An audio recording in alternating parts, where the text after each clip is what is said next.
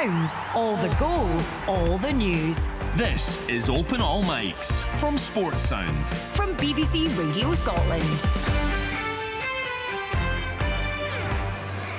You're listening to Open All Mics on BBC Radio Scotland. Another busy day ahead in Scottish football. Julie Fleeting, Steve McGinn and Ryan McGowan alongside me here in the studio. We've got all the games coming in here, so we'll keep everything right for you. The pundits, of course, will call it first. If we need to look at anything closely, any VAR calls, we'll give you a shout on that as well. I'll bring you all the goal news from right across the country. I think the most interesting game today, Billy Dodge, is the one you were at through Easter Road, just seeing some pictures coming in. They're on a dreadful run of form, but again, Aberdeen having a big away support through there in Edinburgh. You there, Billy? Yep, problem with Billy there. We'll just get back to him in a few minutes' time. Just seeing the players coming out at Dens Park. Also, again, another side that travel very, very well. Alan Preston, Hearts there. Better times for them under the new manager, and you'd think they'd get very much in the coming weeks, got an eye on the top six. Yeah, I should have been hoping for Kenny. Honestly, I'm struggling to hear you here. The PA system at Dens is ridiculous. Big Hearts crowd. Dundee got a big crowd as well. They're in good form. Both sides are, as we heard the Tyrone's interview there. So I'm looking forward to a cracker here. I really am. And it's great to see Newenoff back after 11 months. And the Hearts fans will be hoping that Shankland, it looks like he's going to stay at the end of the season, will get back on the score sheet. Right, Billy, I think you're back with. There's a slight technical problem there. Yeah, I just cut out the line, Kenny, but yeah, I was with you when I was thinking about the Aberdeen fans. Wait, that's Chick. Chick, come in, Chick. Yeah, I'm just... Did you get Frank? There's a moment's applause here for the great Jimmy Calderwood. United around the ground, the Dunfermline fans, an applause for Jimmy. Much loved manager of this club as well. Other clubs paid tribute. This is Dunfermline's first home game since his passing, and I'm delighted to see a big crowd inside East End Park joining in applause to a wonderful, wonderful human being, Jimmy Calderwood. Yeah, I know, big things planned, of course, when two of his former clubs, Aberdeen and Dunfermline, meet in the Scottish Cup next week. Full coverage of that one on Sports. I've just seen Tony Docherty come out there at Dens Park. Hearts away at Dundee this afternoon, and you are underway in Paisley. Derek Ferguson, Olasanya, very much the man in form this past few weeks. Absolutely, Kenny. Nothing wrong with the PA system down here. Jerry Rafferty belt now, absolutely brilliant.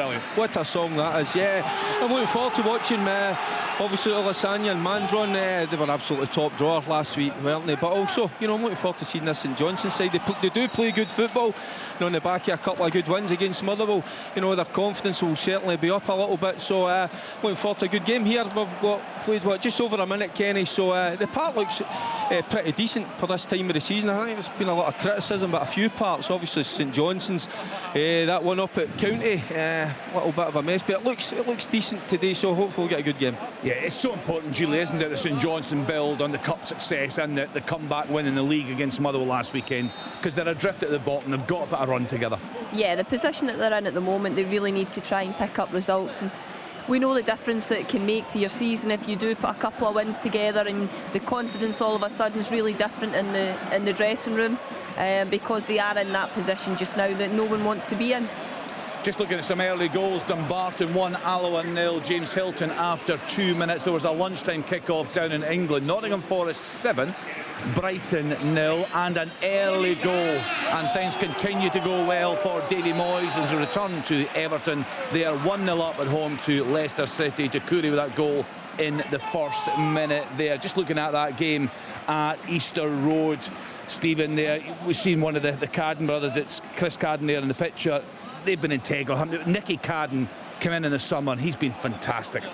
Yeah, unbelievable. I mean, I remember playing against him at Morton, and he was always a good player. He was always quite direct, had a good left foot, but he's come back from England a much better player, so more rounded, so much more self-belief. I mean, he's gone into a club that size, and he's just, as I said earlier before the game started, he's grabbed it by the scruff of the neck. And the biggest compliment I would say is he's as key a player attacking wise for Hibs as Martin Boyle is. I think with Nicky Cadden, this system suits him perfectly, and see, as a striker, if you know you've got a wide player who's got that type of delivery, he quite often just manages to play the ball into that really dangerous area between the defenders and the goalkeeper, and it's perfect for a striker just to try and get on the end of. And when you know you've got a player with that quality out in the left hand side, it just makes it much easier for the strikers. And Julie, because he's naturally a left winger, so Martin Boyle likes to drift out in the right. Chris Cadd is more of a kind of full-back. They both like to deliver balls. He always makes it to the back post. So he's always a goal threat at the back post. They've just found a really good balance, David Gray. Yeah, just looking at the pictures coming in, Alan, from your game there, one of the features of management so far, you'd have to say, for Tony Docherty, very good recruitment there. It's been brilliant, really, really good, very positive recruitment from him as well. Big turnaround in players over a long period of time. Both clubs have them just seen as a chance here. Shankland, great save, brilliant ball, and again the usual source. Penrice whips it in. Shankland with a header, good save by the keeper at his near post.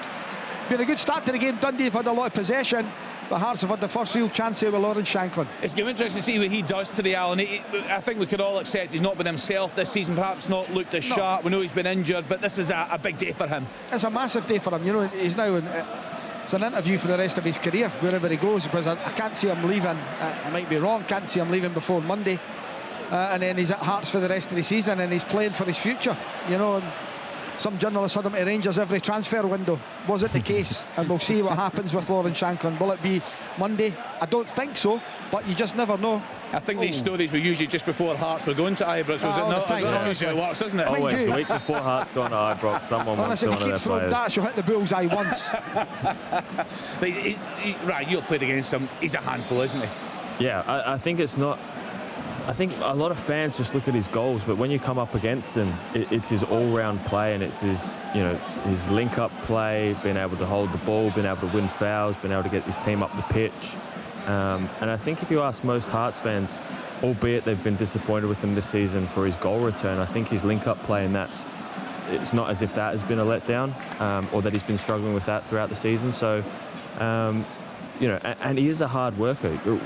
During the sort of maybe a couple of weeks ago when we had the snow and the bad weather, Livingston, we were training up at Heriot Watt, and he was in, I think we got in at 2 o'clock, and he was out with the physio in the Astro doing his extra work, trying to get back from his prehab. And that's what a lot of fans don't see is the hours that they put in to try and get back fit and back playing. And I'm under no illusions how hard he will be trying, and he'll probably be the one that's most frustrated with not scoring goals being a striker. But fingers crossed from a Hearts perspective that he can kind of get back on the goal trail and push into that top 6. Ryan, it's Kenny Crawford here. Your brother Dylan's going to have his hands full today. He's got George Oakley to deal with in their attack, and the trickiness of Jay Henderson. So I'm sure he'll have lots to tell you tonight when he reflects on the game with you. It's still 0-0 here between Accies and Ayr, but George Oakley's looking at it lively in these early stages. Well, hopefully he plays well and keeps a clean sheet. You said a few weeks ago it was a right handful, didn't you? Oh yeah, and then they've just signed Curtis Main as well. I think the hamstring might be a bit sore before we play them, because they're two strong boys that are just going to throw me about when we play them. But again, someone, Scott Brown, who hopefully goes to Motherwell and gets away from the league. But he's recruited really well in the players that he's brought in, and it'll be interesting to see how they do it. I fully expect them to win today, but it is sort of different when you have that pressure of if we win today we can go top of the league, which hasn't happened so far this season with how well Falkirk have done. But it's going to be a really exciting last couple of months.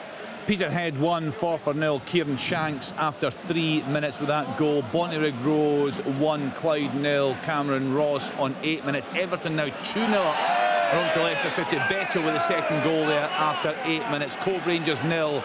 Arbroath 1. Andy Winter after 7 minutes. What's happening? Derek Ferguson, early stages in Paisley. 7 minutes gone, Kenny. It's still St Mirren 0, St Johnstone 0. A bit cagey, I've got to say at the start. St Johnstone, they play this brand of football. They want to build it through the lines.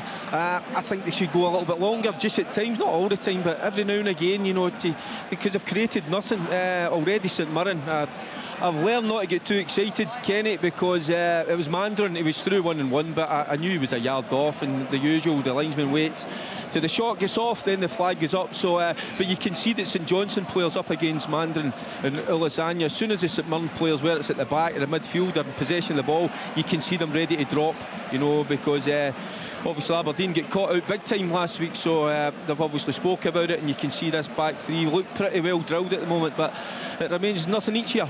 Any early action, Chick, in the Fife derby at East End Park? So Dunfermline at the moment, still 0-0 between Dunfermline and Wraith Rovers, but it's the Pars getting forward. Massive crowd in here inside here, Kenny. Certainly in excess of 6,000, maybe 7, and the great atmosphere again. Flares at both ends, and we were disappointed that the Wraith Rovers fans maybe didn't know the minutes of pause was going to happen, but they were let off during that minutes of pause for Jimmy Calderwood, who I'm sure the great man would just have raised a smile at all of that. Such was his temperament. He would have enjoyed the start that his whole club are making, the Pars getting forward, having a go at Wraith Rovers in this Fife derby. And of course, as I say that, their goalkeeper has made Obonwemi has made an absolute mess of a back pass and put it out for a throw into Wraith Rovers. Still 0-0 between the Pars and the Rovers. Kelty Hearts 1 and Athletic 0. Liam McLeish with opening goal there after 7 minutes. What's happening then at the big game at Easter Road? Billy Dodds. It's Aberdeen who have kind of hit Hibs in the counter-attack a couple of times there. You can see how fortunes have changed for both clubs, Kenny. Like Hibs are trying to force it, get the ball down, play quickly, trying to make chances, but Aberdeen have caught them twice when Shinnie robbed Triantis and Clarkson went through, had the shot, and then they forced a corner there from another counter-attack. So going about it in a different way, Aberdeen so far in this game. Earlier on in the season, we know the confidence they had, they were up and at teams. This time today they're just sitting in nice shape and trying to counter-attack, and it's working so far. Anything, Billy, that you would like to see Jimmy Tilleen change in terms of set-up approach? Well, I think you start with your personnel if it's not going well. Going wholesale can show your players that you're starting to panic, and if I'm ripping it up and I've gone 4-2-3-1 all season and suddenly I'm going to go 3-5-2 and change it up a bit. They can make the players panic, but he started off with a couple of personnel changes. If it doesn't work and they get beat today again, I think he's got to think of maybe a wee change of shape or even more personnel changes. That's the way he's got to go about it, to try and win, try and find that winning formula. Kenny, my eyes are watering. Boyd Munce, there was a clearance, I think it was Sprangler, and Boyd Munce goes in to block it, and he's got it right in the crown jewels, full force. I tell you, I tell you what, he's done well. He's up and he's away running again. Dearie me! I heard you chuckling because as he's coming over to the touchline, he was just checking to see if all his package was still there, and I'm glad to see it is just. Derek, I was looking forward to seeing how you described that. It was the big Killian Phillips. What I was going to ask is, what on earth is the physio and doctor come on the pitch for? Well, not to give him a rub, that's for sure. But so it was Phillips. You're right. I stand corrected. But see, goodness me! Bullseye. Oh, dearie me! Yeah. So you got the player wrong, the package right. Start to tell what he's. Tell you, that's another thing. I've heard Chick talking about it. Yeah. See these numbers on the back of the strips. What you have to distinguish at times. Yeah, that was a difficult one. Elgin City 1, East Fife 0. Kyle Givern with opening goal there after 10 minutes. What's happening in the early stages at Dens Park, Alan Preston? I think they just had a corner, and you can imagine everyone seems to be flooding the 6-yard box nowadays under Craig Gordon, and it comes in. It's an opportunity for them at the back post. It's not taken, it's a header just knocked wide by Donnelly, but it's been quite an even match so far, Kenny. 0-0 we've played 11 minutes, and the only real chance is that Lauren Shanklin header at the near post, which was well saved by Trevor Carson. Edinburgh City 1, Stirling and Albion 0. Innes Lawson after 12 minutes. Is there a decent travelling support through there at New Douglas Park, Kenny?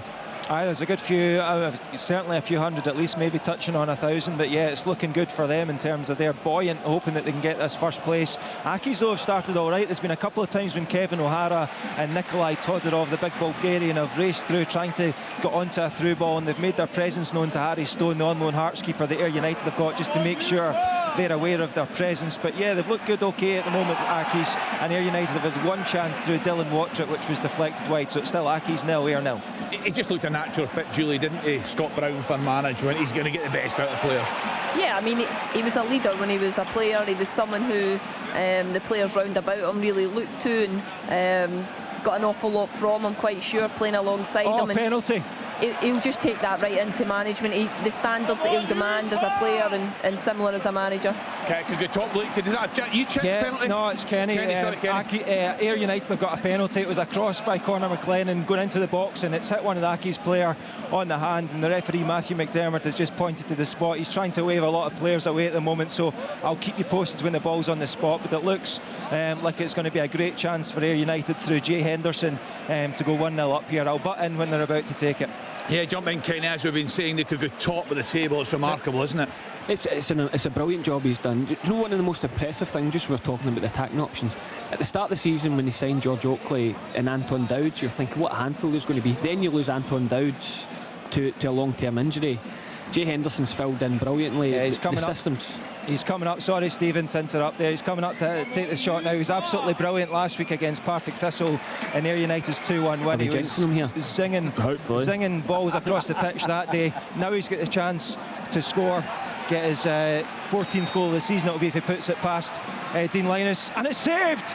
He saves it. And Conor McLennan tries to get the rebound and can't get that either. So it's still Aki's 0, Ayr United 0. You did indeed jinx it, Stephen. Perfect, thank you, mate.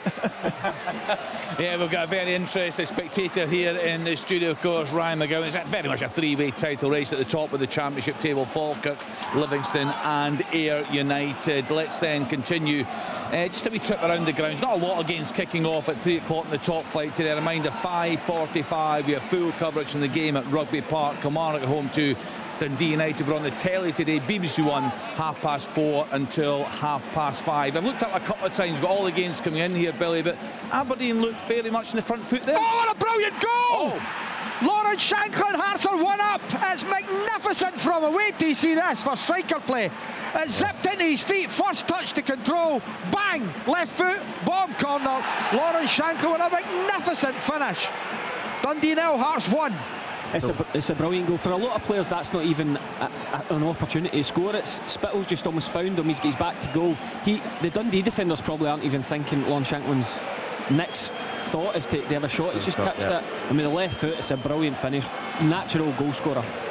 Yeah, and that's the danger, isn't it? Yeah, when you're up against the guy, it's that sharp. And he's got a great footballing mind, hasn't he? He just knows when to shoot, when to score, and like what Stephen said, we're watching it here thinking, right, when's the opportunity for the goal to arrive? And he's just on that, just inside the box, touch with the right foot, swivels, hits it with his left bottom corner, and yeah, even from a defender's perspective, you're looking at that being like, there's not really that much that they've done wrong other than possibly being a little bit, there's 2 players right around him, and it's just such a good finish, and that's why Hearts need a Lawrence Shanklin in the team, albeit that he hasn't scored goals. We have a check here, Ryan. Sorry to cut across you. We have a check here. I don't know what for. Maybe you can help me. Right, it's not obvious. No, we've just seen a replay there, Alan. Lawrence Shanklin certainly looks bemused.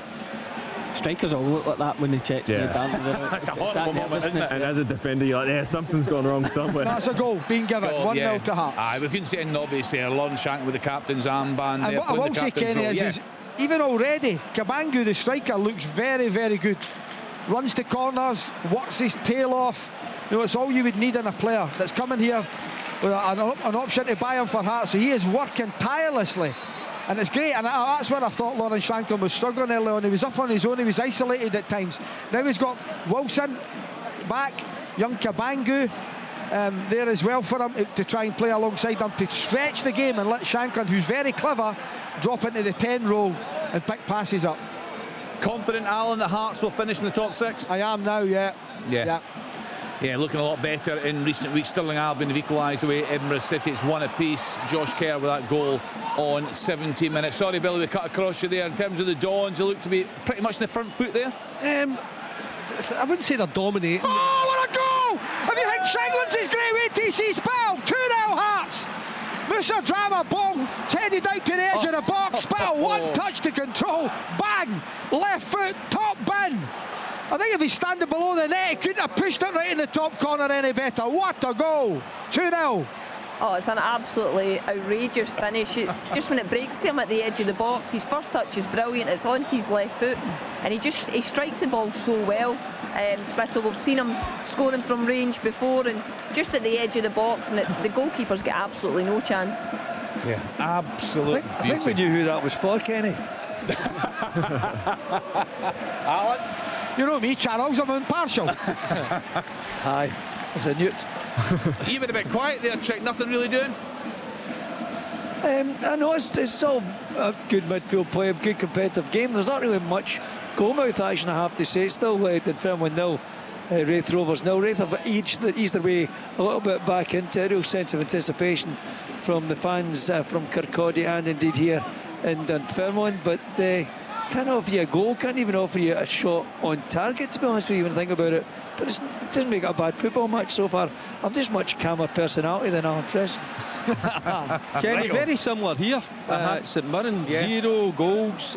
St Mirren against St Johnstone, 0 chances. Some nice little passages of play, you know, from St Johnstone, but not offering anything at all, you know, in the final third. I think St Mirren, they could tweak it a little bit. They need to find somebody that can maybe just drop into that little kind of number 10 role, you know, get on the half turn, that can start driving, and you know, that St Johnstone defence with Olasanya, maybe Mandron making little darting runs, but so far, you know, we've 19 minutes gone. It's a decent game in terms of watching, but I think the fans and myself, I'm looking for a little bit more excitement. But we've got a free kick here over on the right hand side, so certainly it's going one place into the box. So the great block. It's a chance. Oh no, he's given a free kick. It's a long throw into the back post. Simon Murray, it comes to him eventually, but it's Penrice, who's been magnificent for Hearts this season, their best player without a doubt by a country mile. Gets a really good block, but the referee blows up for a free kick in the box. Dundee 0, Hearts 2. Similar here, Kenny. A lot of passing and not many shots at goal. If you come to me again, you'll probably get another goal at Dens, probably, I would think. It's, no, Aberdeen, you were coming to me to ask me about the ball to possession. They've got themselves through the first 10 minutes or so. They were playing counter-attack football, got themselves a couple of chances. That's a good ball in.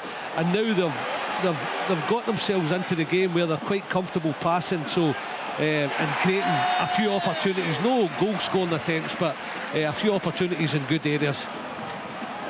Yeah, you want to come in there, Julie, just having a look at the game there? I was actually just going to go back to the Spittle goal, because having watched it again, it's actually an even better finish than first thought, because as it comes to him, the ball kind of sits up, his first touch, it kind of bounces up, and he's hitting it on the half volley and the swivel. It's a better goal than kind of what I felt when I first seen it just live. Just being able to watch it back, it's a brilliant finish, a great technique just to catch it on the half volley. Yeah, just watched a replay there. Would Tony Docherty at this point, Alan, be thinking of changing things? No. They get the next goal, Kenny, they're right back in the game. They've got to get the next goal. If it goes 3, it's a long way back. You know, but you know, I think Dundee were leading last season at Tynecastle 2-0 and Hearts won the game 3-2, so 2-0 is always a precarious scoreline. Dundee need to get the next one, and they're really capable. Adewumi up front, Simon Murray, as we know, Cameron, very good players. Hearts have just had 2 really good strikers at the ball that put them into a 2-0 lead. Just seen some pictures of Stephen Robinson on the touchline. Derek looking very, very frustrated.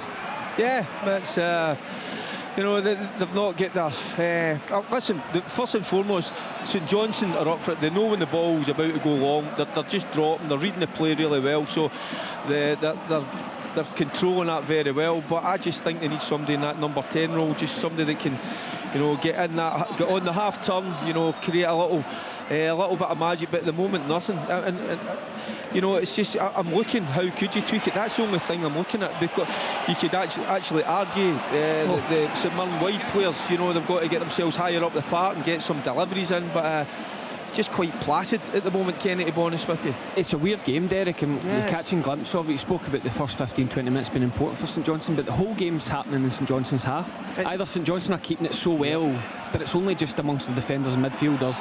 Them and St Mirren get it, the other one's putting it into their box. Yeah, it's the way St Johnstone want to play. Yes, almost 3-0. Carson with a save.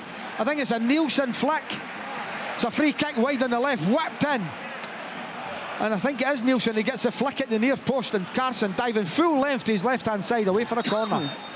Yeah, Hearts piling on the pressure there down in England. Ipswich 0, Southampton 1. Joe Aribo with the opening goal in that game. So Hearts very much on top at Dens Park there. A good save there. Yeah, chance? Chances. It was a brilliant ball in from Chiantis. Wait to see this delivery, folks. And then comes to the back post. I think Gale just misses his header. Martin Boyle gets a shot away, it's blocked, and then it falls to Nicky Cadden, and his shot's blocked away for a corner. Really good piece of play from Hibs. Stranraer 1, Spartans 0. Sean Docherty on 24 minutes. We're just waiting this corner coming up there at Dens Park. If Hearts go 3-0 up, Alan, you think game over? Well, you would think so, but it's Scottish football, it's strange, it really is. My worry now, and just looking at the window for Hearts, is Penrice. If something happens to him, injury-wise, they've not really got anyone, with Kingsley being out long-term. Rose is away now as well. They've got nobody that can play in that left-back area. When you look at the rest of the squad they've got 2 right-backs with Forrester. Oh! Yes! It's come from Triantis, I think it is. It's a knock back across. I'll tell you, Hibs set up a really good corner kick. They've got 3 blocking. They run the Aberdeen players in. I'm not sure who it is, you can tell me at the back post, but they win the header, knock it back across goal, and there's Triantis to knock it into the far post. You can tell me who knocked the first header, but it's a really good worked in the training ground corner. Who I think's been great in the air. Josh Campbell. Yeah, he's a threat, isn't he? He's a real handful in the air, considering his size. He's just got that real will to get up and put his head on it. And it looks like a well-worked corner from Hibs. Just seen it now. Talk us through it here. It's gone to the back post. Campbell gets up at the back and just nods it straight across the 6-yard box, and Triantis, who had made a front post run, is just the quickest to react and taps it in from a few yards. And it's a good finish, and he's someone that's done really well for Hibs, especially the sort of run that they've been on. He's been one of the key players in Hibs' resurgence, and it's going to be a long afternoon for Aberdeen after that. When I first saw it, Billy, I thought Ross Doohan can come for it, but in the modern era with VAR and not blocks, Hibs have actually... Yeah, but 2 on the goal line, 3 runners, haven't they? Bashiri just totally blocks him coming. Without it being a foul, he just stops him coming, and it allows him to work. It's a brilliantly worked set piece from Hibs. 6 in the box. Dodgy, what's the thoughts of Jimmy Tillene's 18 months into this job? He's out.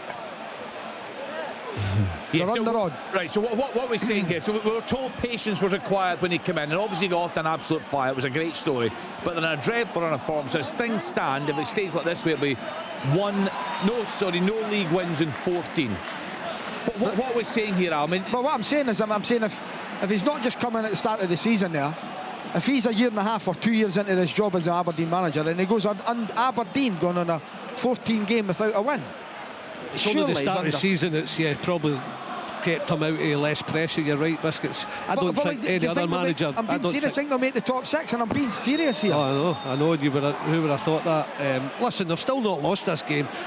As Kenny said to me, they've had their fair share, but they need to stop the cycle of losing games. It's easy on saying it, but hardest thing in the world to stop that horrendous momentum that you just can't win a game whether you play good or bad, and that's where Aberdeen are at. He's had a good start.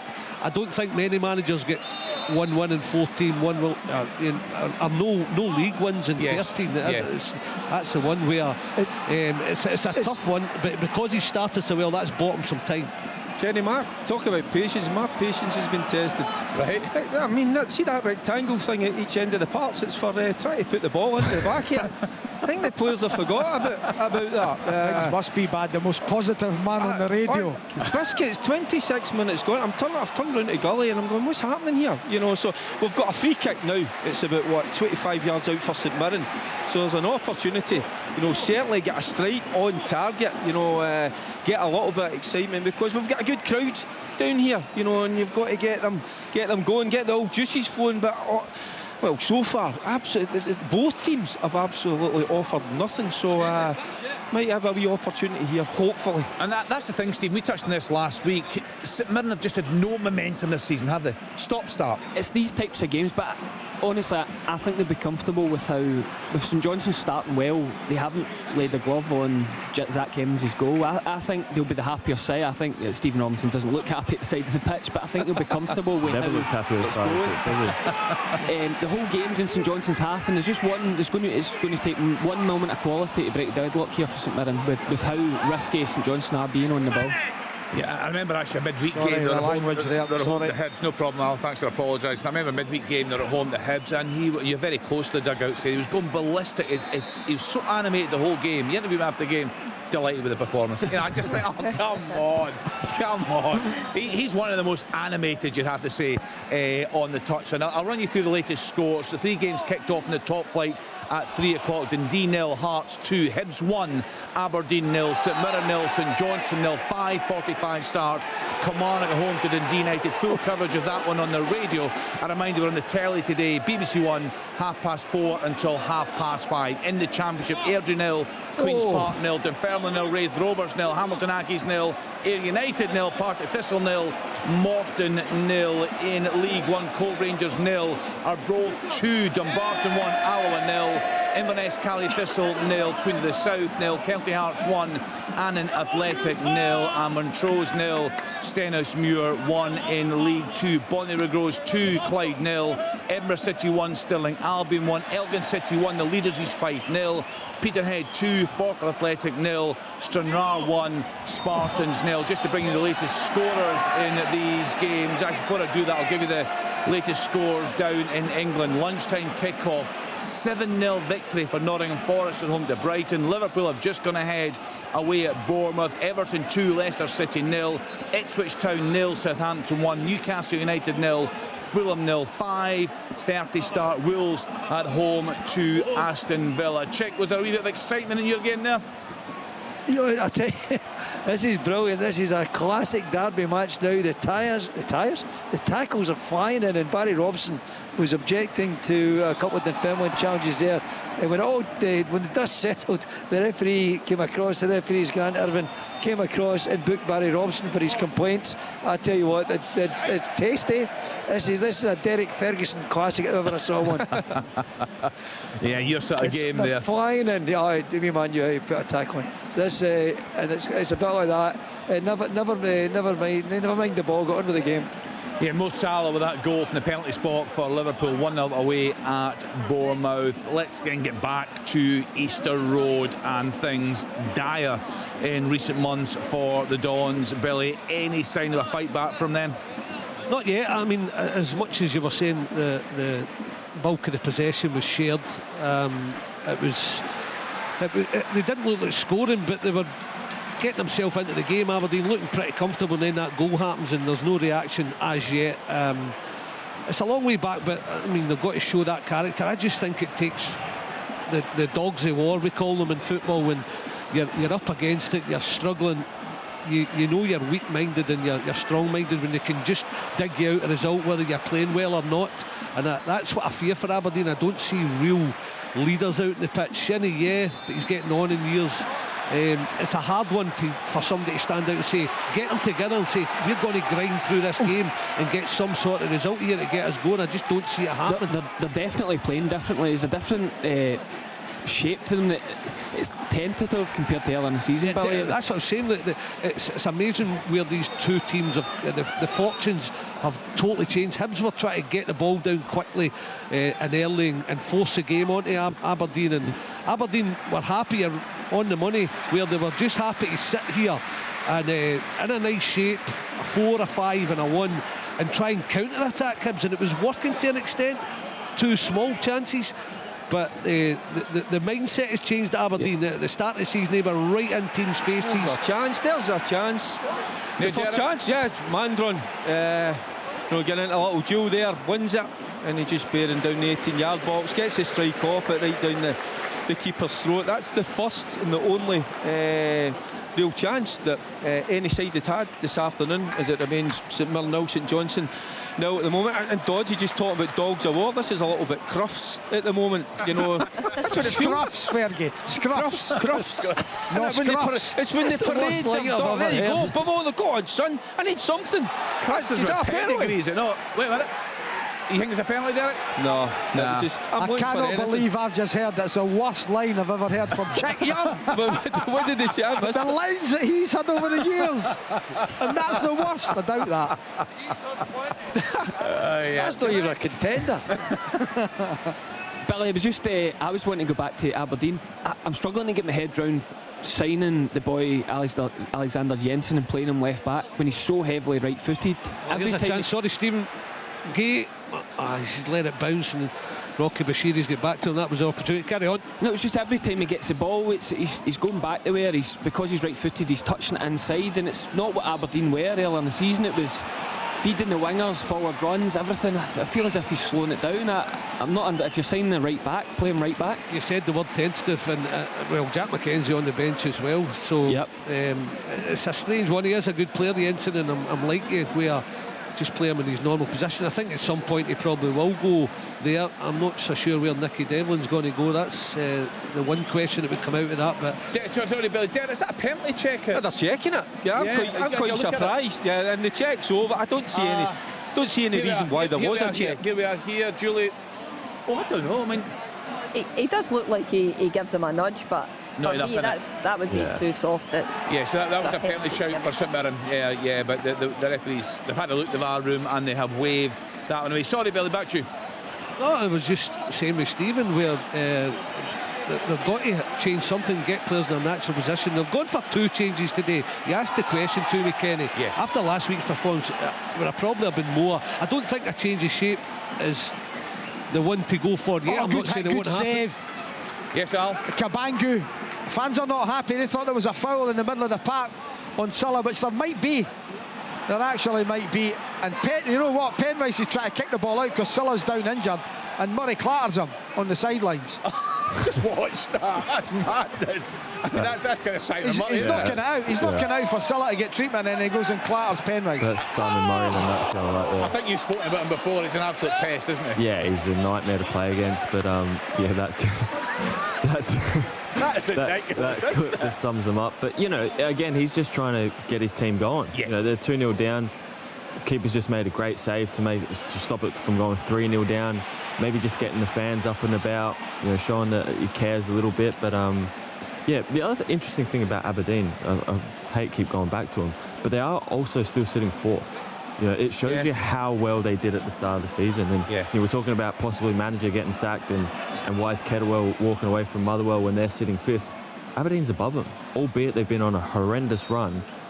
But a little bit of credit has to go in for that. They're still on this run and they're still sitting 4th as we speak. Yeah, it was just banking those points early doors, wasn't it? And it allowed them then to have that cushion if they were ever going to have a period of time where their form was off and they weren't going to be picking up points. Just that run at the start of the season, it was a terrific story. We loved it. It gave us a lot to talk about. But now everybody loved it, Kenny. No, I know you struggle with Alan. It was good to see a challenge to the Old Firm. Brilliant, honestly. And at the start of the season, he's been a breath of fresh air, but it seems as if he just stuck to his guns and he's not changing. He's not for changing at all, and that's been his problem, And can I ask you, Alan, what you think about? He's obviously a very good manager, and all managers are different. But when you hear interviews, he gives nothing away. He's neither up nor he's down. He's very passive, I think, probably the word on the touchline. Does that bother you as a player at all? Are you looking across there, looking for something, or is that too old school? I think I would agree with you. I think it is old school. I think Neil Critchley's the same, just watching him. Managers are different. You get ones that are animated, that go up and down. And obviously because of Billy Gilmore, I watched Napoli. Their manager must do miles during the game. He's up and down and won't sit down. As where Neil Critchley's hardly moved, and his team's 2-0 up, so it's been a breeze for him. Tony Docherty walks about. I look at David Gray, he sits quite a lot. He'll come out now and again. Some are animated. It's different styles of management. What were you like as a manager, Biscuits? No very good temporary. That's what you're looking for. No, I mean on the touchline. Come on. I used to go off my nut because I was 33 managing in the Premier League, and I used to go off my nut, honestly. You mellow as you go older. Exactly. You look back and you think, what an idiot. Inverness Cali Thistle 1, Queen of the South 0. Alfie Babbage with a goal on 36 minutes. Had a Cali Thistle fan get in touch. Want to pay a lot of credit to Scott Kellicker for the run that they are on. Newcastle United 1, Fulham 0. Jacob Murphy after 37 minutes. Stephen, so when you were on the pitch and you weren't having a good game, who was the manager you wanted to be on the other side of the park from when he was in the dugout? Who was the one that was very animated in the touchline, very noisy? Is there one that stands out? Yeah, I've had a couple. The one that still I can PTSD from is Nigel Clough when you're having a bad game. Really? Oh wow, he made you feel tiny on the pitch when you're having a bit half time. Honestly, his were vicious. Honestly, it was. quite personal, and yeah, you were dreading having a bad game and going in if you're losing, and things he would say to you. Yeah, so you read some stories about his dad, and you think back, and he obviously favourites and not so favourites. I was one of the not so favourites for Nigel. Ryan, who was it for you? I think when I was younger, it was obviously Jim Jeffries, and playing right back at Tynecastle, you ended up just borderline standing next to him for most of the game. So that was one I used to be delighted in the second half when I'd be on the other side and be away from him. And you can just pretend that you can't hear him, when he's shouting on, and I think he knows that you can hear him. Who was worse, him or Billy? They were just both as bad as each other. As soon as Jim sat down, Billy stood up and started shouting, and they were just resting their voice for the next one to come out, and I used to get it a fair bit. So those two still give me nightmares. Check. Yeah, I'm just going. David Martindale is sitting beside me. His teams are not. His team's not even involved in this game, and I don't know if I'm going to be fit for the second half. Ask him what he's like as a manager on the side of the pitch. Oh, Ryan, honestly, it's not his team. I'm not one of his players. Ask him, check. Ask him what he thought of Ryan McGowan's performance. When I'm saying this. Ask him what he thought of Ryan McGowan's perforance last night. He'll bring up the penalty. He'll bring up the penalty. It's never a penalty as well. I'm glad you all agree. Anything happening in your game, Chick? Yeah, there's just been a first bit of action. Kieran Ngwenya there was a bit of action on the right-hand side. The ball came out the sky, 18 yards out. He took it first time, and it was just like 3 feet off the ground. It flew in. I thought it was going to get right in the corner, scraped the outside of the goalkeeper's right-hand post, Dabrowski's right-hand post. He had no chance of getting it. Very close. Best thrill of the first half so far. But I tell you what, the commitment's incredible from both teams. You can tell it's a derby, and the fans are just winding both sets of players up, and they're really flying in. I would wonder if this would finish 11-a-side, to be honest with you. Kenny And I tell you nothing, incidentally. So Great Rovers are in all dark blue with white numbers, and Dunfermline in all white with red numbers. A blessing, Derek, a blessing. Yeah. Did you see that Arsenal wore a strip? It was about the knife crimes in London, so there was no red in the strip, and they had all white with white numbers. David Begg would have been going mad. I've seen in the pictures on the screen. The St Mirrens are tricky from a distance, no doubt at all about that. Kenny Carver, what's happening in your game, New Douglas Park? 41 minutes gone, it's Accies 0, Ayr United 0. Really sticky for Ayr United at the moment since that penalty save by Dean Linus from Jay Henderson. Not really many chances, and in fact Accies have had a really good chance since I last spoke to you. Kevin O'Hara forced a great save from Harry Stone, so it's all a bit complicated for Scott Brown at the moment. I'm looking down at him, he's chatting to Stephen Whittaker on the sidelines, trying to work out a solution to try and fashion more chances. Last week against Partick Thistle it was chance after chance, and I would say they've only had 2 attempts on goal in this half so far, so it's not quite clicking yet, and they've obviously got that pressure of trying to grab first place, and sometimes that can weigh in the minds of the players trying to get that over the line. So it'll just be interesting to see how this game pans out. 0-0 at the moment between Accies and Ayr. Kenny, can I point the listeners to, on the way up today I listened to the first party Romanoff, the Tsar of Hearts. It is brilliant. Martin Geisler. Yeah. 6 programmes, I think there's 3 out at the moment. I'm listening to the rest going home. Magnificent. It is an incredible story about Vladimir Romanov and his at Hearts on BBC Sounds. Really good. Alan, we played a trailer, I was presenting from Ibrox, the European game the other night, and Neil McCann was alongside me, and he was retelling some stories on the Roman Bednar having the boxing match with Romana, both gloved up, and Bednar didn't know whether to hit him back or not, what the outcome of that would be. But you're right, we can point to that on BBC Sounds. I'm told, as you said, it is a fantastic listen. Have we tune into that one? Billy, back to the game at Easter Road. Hibs good value for their lead there? Yeah, they're comfortable of taking the one real chance of the game from the corner. I'll tell you, there would have been a question to be asked, because they were on the break, and Graham Sherry wiped out Martin Boyle a few minutes ago, and Dorrington picked up the ball because it just dropped to the edge of the Aberdeen box. He went up the full length of the pitch, hitting a good cross, and Aberdeen never had a player to take advantage. There would have been some questions asked, as I said, if maybe an Aberdeen head had gone the end of that. I thought it was a free kick, and Boyle was wiped out, but anyway, it didn't come to anything. Well, the Hibs look quite happy with the way Aberdeen are set up. They look comfortable. They're playing the ball about the back. they've got the lead. They're not going to look to try and go and chase things, are they? You're right, Julie. They're just they're still backing off and letting Hibs have the ball. They're still trying to just get tight in certain areas and nick it and then go and spring them. That's exactly what Aberdeen are still doing. Hibs, they've not had a lot of chances either. They did have that chance where they were on the break into Boyle, and he laid it off and carried on his run. I thought he was unlucky not to get the foul, but there's not been a lot of attacking in the game so far. Tentative from Aberdeen, as you said. Edinburgh City 2, Stirling Albion 1. Malik Zaid with a goal on 42 minutes. The game doesn't look, the pictures I'm seeing certainly, Derek, to have improved through there in Paisley.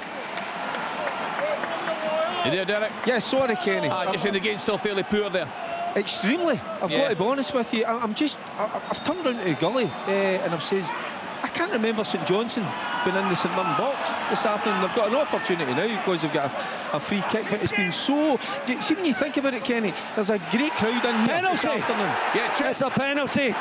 Raith Rovers have a spot kick. Down Easton just jinking inside the box, cut inside. He was brought down, he chopped into his right foot, brought down, and Raith Rovers have the chance to take the lead in the Fife derby. It remains at the moment Dunfermline 0, Raith Rovers 0. It will be Easton himself, I think, to take the spot kick. Grabs the ball. There's a wee argument about who's taking it, but I think Dylan Easton's definitely got his hands on this. I mean, honest to God, why would you argue with your team over it? I mean, it's going to put them off, isn't it? It's madness. Nowadays, everyone knows who the penalty taker is before you step on the pitch. The discussions were with Jamie Gullen, but it's going to be Easton with the spot kick. The referee, the goalkeeper, Oyeremi's playing mind games with him. He's out at the penalty spot. The referee has just talked to the players at the arc on the 18-yard box. Still a bit pressure, just mind games for Dylan Easton. Huge crowd inside. It's a Fife derby. There'll be a huge roar from Raith Rovers fans of this. He's going to take it right-footed. Steps to his left side. It will be right-footed. Taking a long time with the contemplation. Here comes the run-up, right-footed. Goal! Goalkeeper's left-hand side. And Raith Rover fans away to my right celebrate. And in the Fife derby, it is Dunfermline 0, Raith Rovers 1. Do you know, that's a big goal. There's also another big goal in the championship, and that is Partick Thistle 0, Morton 1. Nathan Shaw right in the stroke of half-time. And I just wonder about Chris Doolan, Julie. You know, the Thistle fans, seen a few online, not at all happy. It's not been the season they've been looking for so far. Brilliant ball into the right-hand side, and it's fallen to Simon Murray for Dundee in the middle of the sixth. Downward header straight into the arms of Craig Gordon just before half-time. That's the only chance Dundee have had. Hearts lead 2-0. Yeah, I mean, they're in the last playoff spot right now, but they're well off the pace there, and they've got a decent squad, and they've got Brian Graham. Yeah, I mean, they're a big club. They're a club who should be challenging to try and get back into the top flight. I think their fans have those ambitions, and the expectation is high at Partick Thistle, and they're probably just the fact that they are a good few points off those three that they're really challenging at the moment. That'll be disappointing for them.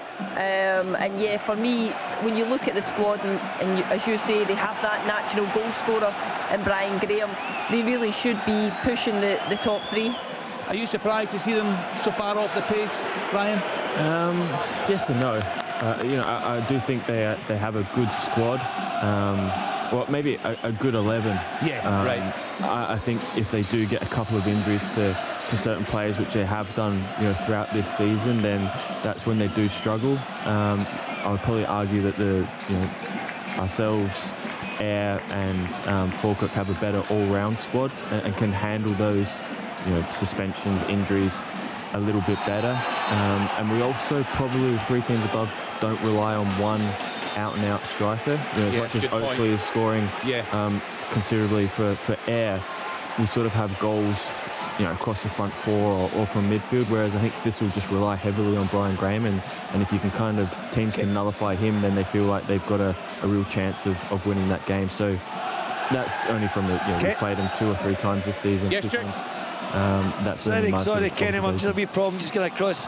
The noise in here is unbelievable, but there was a hesitation in restarting the game after that goal. The goal stands all right, the penalty kick, Dylan Easton's penalty stands, but the restart was held up because the referee went across. There was a missile thrown from the I think the Pars fans over there, the ultras in that area of the ground. The game was stopped. The referee picked up whatever it was thrown and brought it across the security people at the centres at the halfway line. And our real tempers are rising. There's a bit of fire about this occasion. It is 1-0 to Wraith Rovers, that penalty. But as I said, someone has hurled a missile onto the pitch. The referee has found it and it's been handed over. Thanks. Half time at Dens, Dundee 0, Hearts 2. Half time at New Douglas Park as well. Accies 0, Ayr 0. And Easter Road, it's Hibs 1, Aberdeen 0. Yeah, quite the story developing at Aberdeen. As we've been saying, the manager is not under pressure. There's not going to be a change there. And there were boos last weekend at Pittodrie, but I think it's very much aimed at the players there. But you just wonder how much longer this can continue. Of course, he's bringing in his own players, Jimmy Tleen, and that will take time. And again, I'll go back to the message. Half-time, Kenny. Yes, Derek? Yeah, half-time, 0-0. Yeah, it's been a drab game there. The word was patience instead of with Jimmy Tleen. Of course, they got off an absolute flyer, but things in recent weeks have been really, really poor. Everton 3-0 up at home now to Leicester City. Beto with a goal there right in the stroke of half-time. What a job Davy Moyes is doing on his return to Goodison Park. So just one game playing, and that is your game there, Chip, because of that delay, because of the issue with the fans. Yeah, it's still 1-0 to Dunfermline over Wraith Rovers, and I tell you, I'm pretty convinced this ain't going to finish 11 aside. The referee's just stopped it for foul after foul. In fact, he's just blown the hat. He won't even let that free kick get taken. Points to the tunnel behind the goal here at East End Park. Half-time whistle comes to the relief of people who want this thing calmed down a little bit. Half-time, it is Dunfermline 0, Wraith Rovers 1. Thank you to Chick Young. Stay with us on Sports Sound. We are with you right through into the evening today with a 5:45 kick-off on the radio. Kilmarnock against Dundee United. We're on the telly, BBC One, 4:30 until 5:30. Next up, we'll go round the grounds and get the half-time scores. All the grounds, all the goals, all the news. This is Open All Mics from Sports Sound. From BBC Radio Scotland. You're listening to Open All Mics on BBC Radio Scotland. Just the three games kicking off at 3 o'clock in the top flight this afternoon, but another big story developing in Easter Road. Billy Dodds. Yeah, big story could be developing, as you say, Kenny, because Aberdeen are behind again at half-time. Pretty low-key affair, to be honest, this one. Aberdeen decided to sit in and hit on the counter-attack. Hibs were trying to force the game because you can imagine where they are fully confident. But it took 10 minutes for the first chance, and it came to Aberdeen on that counter-attack. Shinnie, he robbed Triantis, he set Clarkson free, and he hit a shot. Plenty of power behind it, but it was straight at goalkeeper Smith. The first real chance for Hibs came in 23 minutes. Triantis cross, it was a brilliant cross at that. Gale just missed the header. Boyle was at the back post, his shot was blocked. It came to Cadden, and his shot was also blocked for the corner. From that resultant corner, they took the lead though. It was just about 30 seconds later. It was a well worked corner at that. They had 2 on the goalkeeper, 3 big men running in the way, dragging all the Aberdeen players in. He hit it deep to the back post, and Josh Campbell won the header, knocked it back to Triantis, who knocked it in with a header from about 4 yards to put the home side in front. There's plenty of endeavour, plenty good football, but the teams aren't creating many more chances within that half, and there was plenty, as I say, effort and endeavour in this one. Not a lot of chances, but it's a vital lead for the home side. At Easter Road, it's Hibs 1, Aberdeen 0. Thank you to Billy Dodds. Next stop, Dens Park. Dundee at home to Hearts. Let's hear from Alan Preston. Now, if you can hear me, Kenny, behind the Samba band, and Dundee clearly got a new sound system for their Christmas. Hearts have dominated this opening 45 minutes, and as early as 4 minutes, a Penrith cross, Shanklin header. Great save by Carson in the goals, but that was just a sighter for Shanklin. In 15 minutes he took the lead. It's a brilliant ball by Spittle into the striker's feet. Striker who's not played for a number of weeks. First touch to control, second touch, left foot shot into the bottom corner. Well, wonderful finish. If you thought that was good, Spittle's 2 minutes later to put them 2 up was even better. Musa Drama with a cross, it was headed out to the edge of the box. Again, 2 touches, first to control, sets it up lovely, and his volley with his left foot flew right into the top corner. Spittle then had a free kick, Nelson with a header, well saved by Carson. And Kabangu had a shot which was also saved by Carson. Dundee weren't really in it until a minute before half-time, when Ashley gets to the byline. He crosses it in the middle of the 6-yard box. There's Simon Murray with a downward header straight at Craig Gordon. Total domination from Edinburgh side.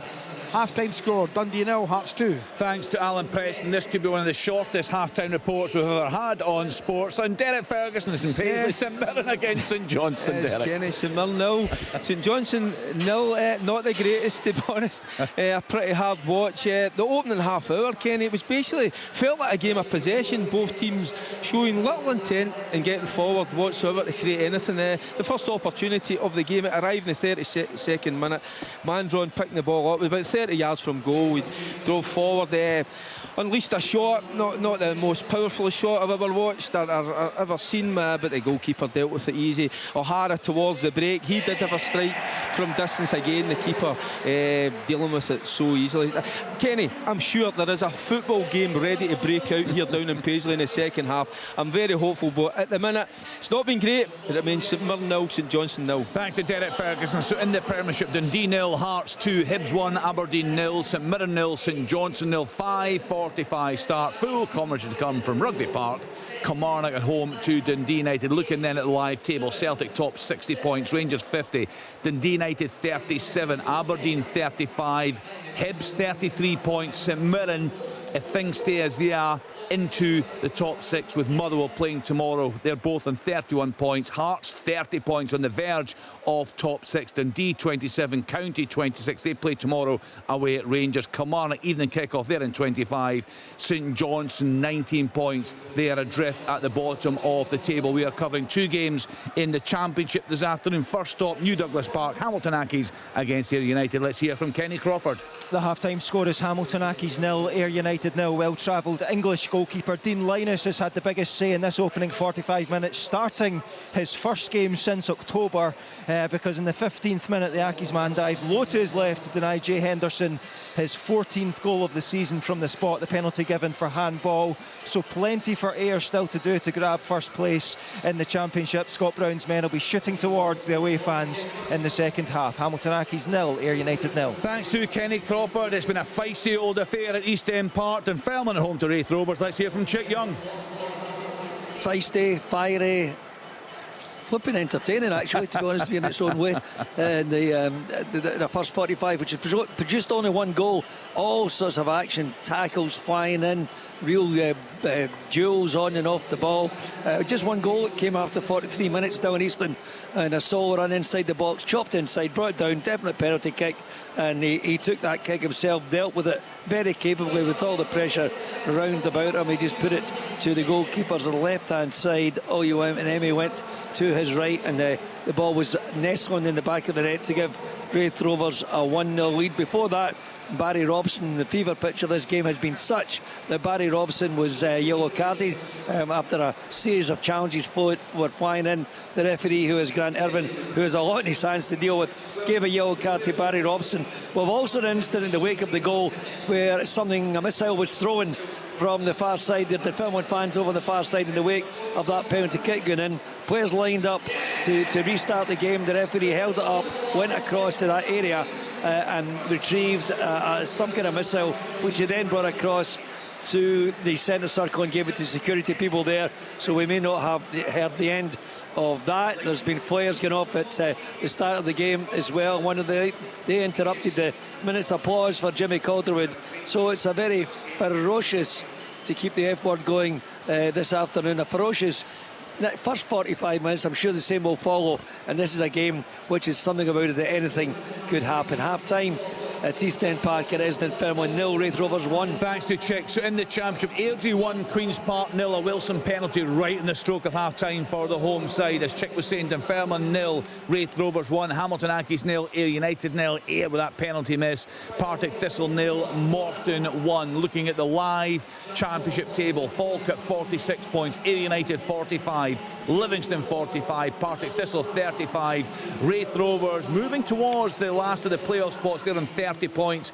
Queen's Park and Morton on 29, Hamilton Accies on 22, Dunfermline 19, and Airdrie, despite the fact they're ahead this afternoon, they are on 12 points. In League One, the latest scores for you: half times, Cove Rangers 0, Arbroath 1, Dumbarton 1, Alloa Athletic 0, Inverness Cally Thistle 1, Queen of the South 0, Kelty Hearts 1, Annan Athletic 0, Montrose 0, Stenhousemuir 1. In League 2, Bonnyrigg Rose 2, Clyde 0, Edinburgh City 2, Stirling Albion 1, Elgin City 1, East Fife 0, Peterhead 2, Forfar Athletic 0, Stranraer 1, Spartans 0. And in England, full-time score, lunchtime kick-off, Nottingham Forest 7, Brighton 0, Bournemouth 0, Liverpool 1, Everton 3, Leicester City 0, Ipswich Town 1, Southampton 1, Newcastle United 1, Fulham 0, 5:30 start. Wolves are at home to Aston Villa.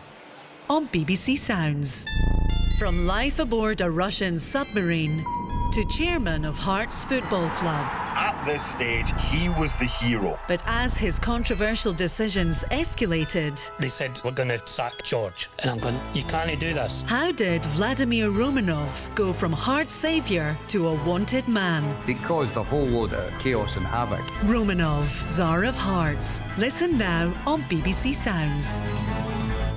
Yeah, sounds a great listen. We played a trail the other night as well. Got some great stories from Neil McCann. Alan Preston is on the programme today. Alan, you have listened to episode 1. You say you can't wait to get in the car and listen to the rest on the way home. You're in Kilmarnock, so I'll listen to that, but I will get these programmes in because it's a brilliant listen. It really is. The first half an hour is incredible, just about his life and everything, and how he got his wealth, what he was up to, and then how he timed his run brilliantly. Hearts were in a desperate situation and he came into the AGM and got the club.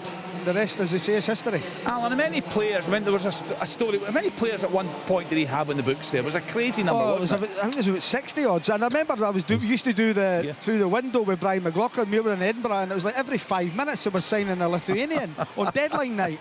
It was up around that youth players included was about 73, 74. Wow. Because I just remember when my brother joined, I think he was squad number 72. And he was one of the latest How ones. can you manage that? It was crazy.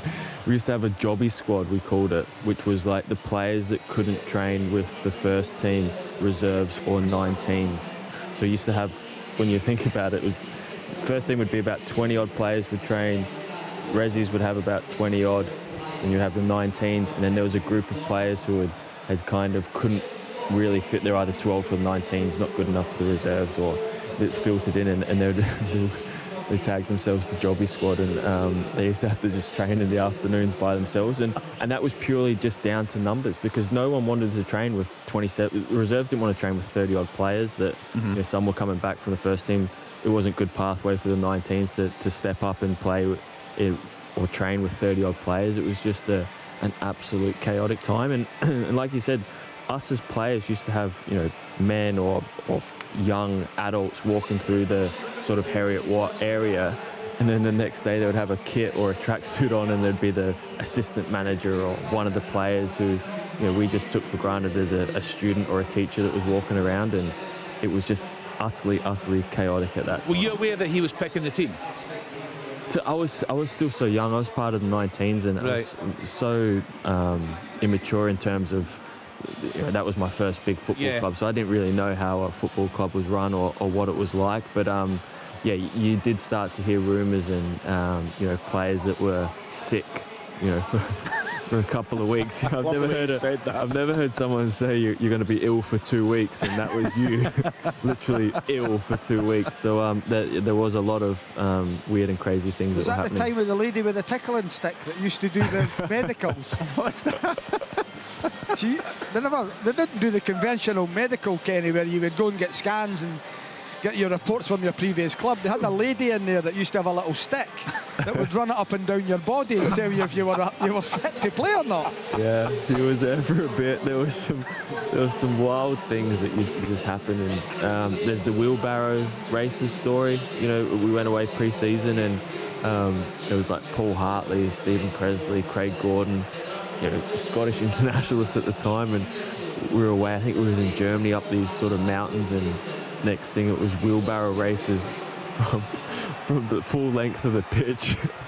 And when you're just looking around to try and think, it was my first team camp, and I was thinking I'm going to be really good at these wheelbarrow races, make an impression. And then there was Paul Hartley, Stephen Presley, who were like, what the hell is going on here? And it was just utterly crazy what was going on. Does that remind you of signs at Watford, perhaps? That'd be a crazy club as well? Yeah, Watford was similar. I just remember being a young player. I was kind of in between first team and reserves, youth team at St Mirren, same kind of era as Ryan. And I remember playing Hearts reserves was an absolute nightmare. Because at least if you're playing the first team, you're playing against these internationals, you'd go, you make life hard for them, there'd be pressure from the Tynecastle crowd. You'd play the reserves under no pressure, and you'd be like, who's that winger? Yeah. He's amazing. We didn't know who it was either. No idea. We were looking at a team sheet to try and work out his name. Number 56 or so. Yeah. Alan, if Hearts are to make any more signings before the window closes 11 o'clock on Monday night, what would they be looking at? What position? I said it in the first half. I would say a left back just for cover for Penrice in case something happens. And I'd like another forward. I think clubs should have 4 strikers. We've got young Wilson on the bench, Shanklon's back, Kabangu's in and looking really good, so I would like another striker. That's on my wish list. So a striker centre half, and certainly a left back. Centre half. Well, possibly, yeah. Well, they've got Nielsen back in there as well. And they've also got one on the bench who's playing today, Steinwender, who just came into Austria. He's a centre back as well. When you get Kent will be back for the end of the season. Kingsley not so sure. So once they're all fit, they've got a lot of centre halves. But my worry would be if something happens to Penrice. Aberdeen, of course, are back to manager Billy Dodds. But when you look at the side today, apart from the lack of confidence, which is obvious, and you guys have spoken about the lack of energy in recent weeks, what else do you think the manager would be looking at to get this side back on track again? To be more dynamic, for people to take chances, but again that falls into the confidence category. That's where they're at. They just nobody even having a shot at goal or trying to drive forward or getting the wingers getting across. And Oakles has done okay, Keskin at times, but no real quality. So he's got to ask more of his forward players to give the full team a lift out the pitch.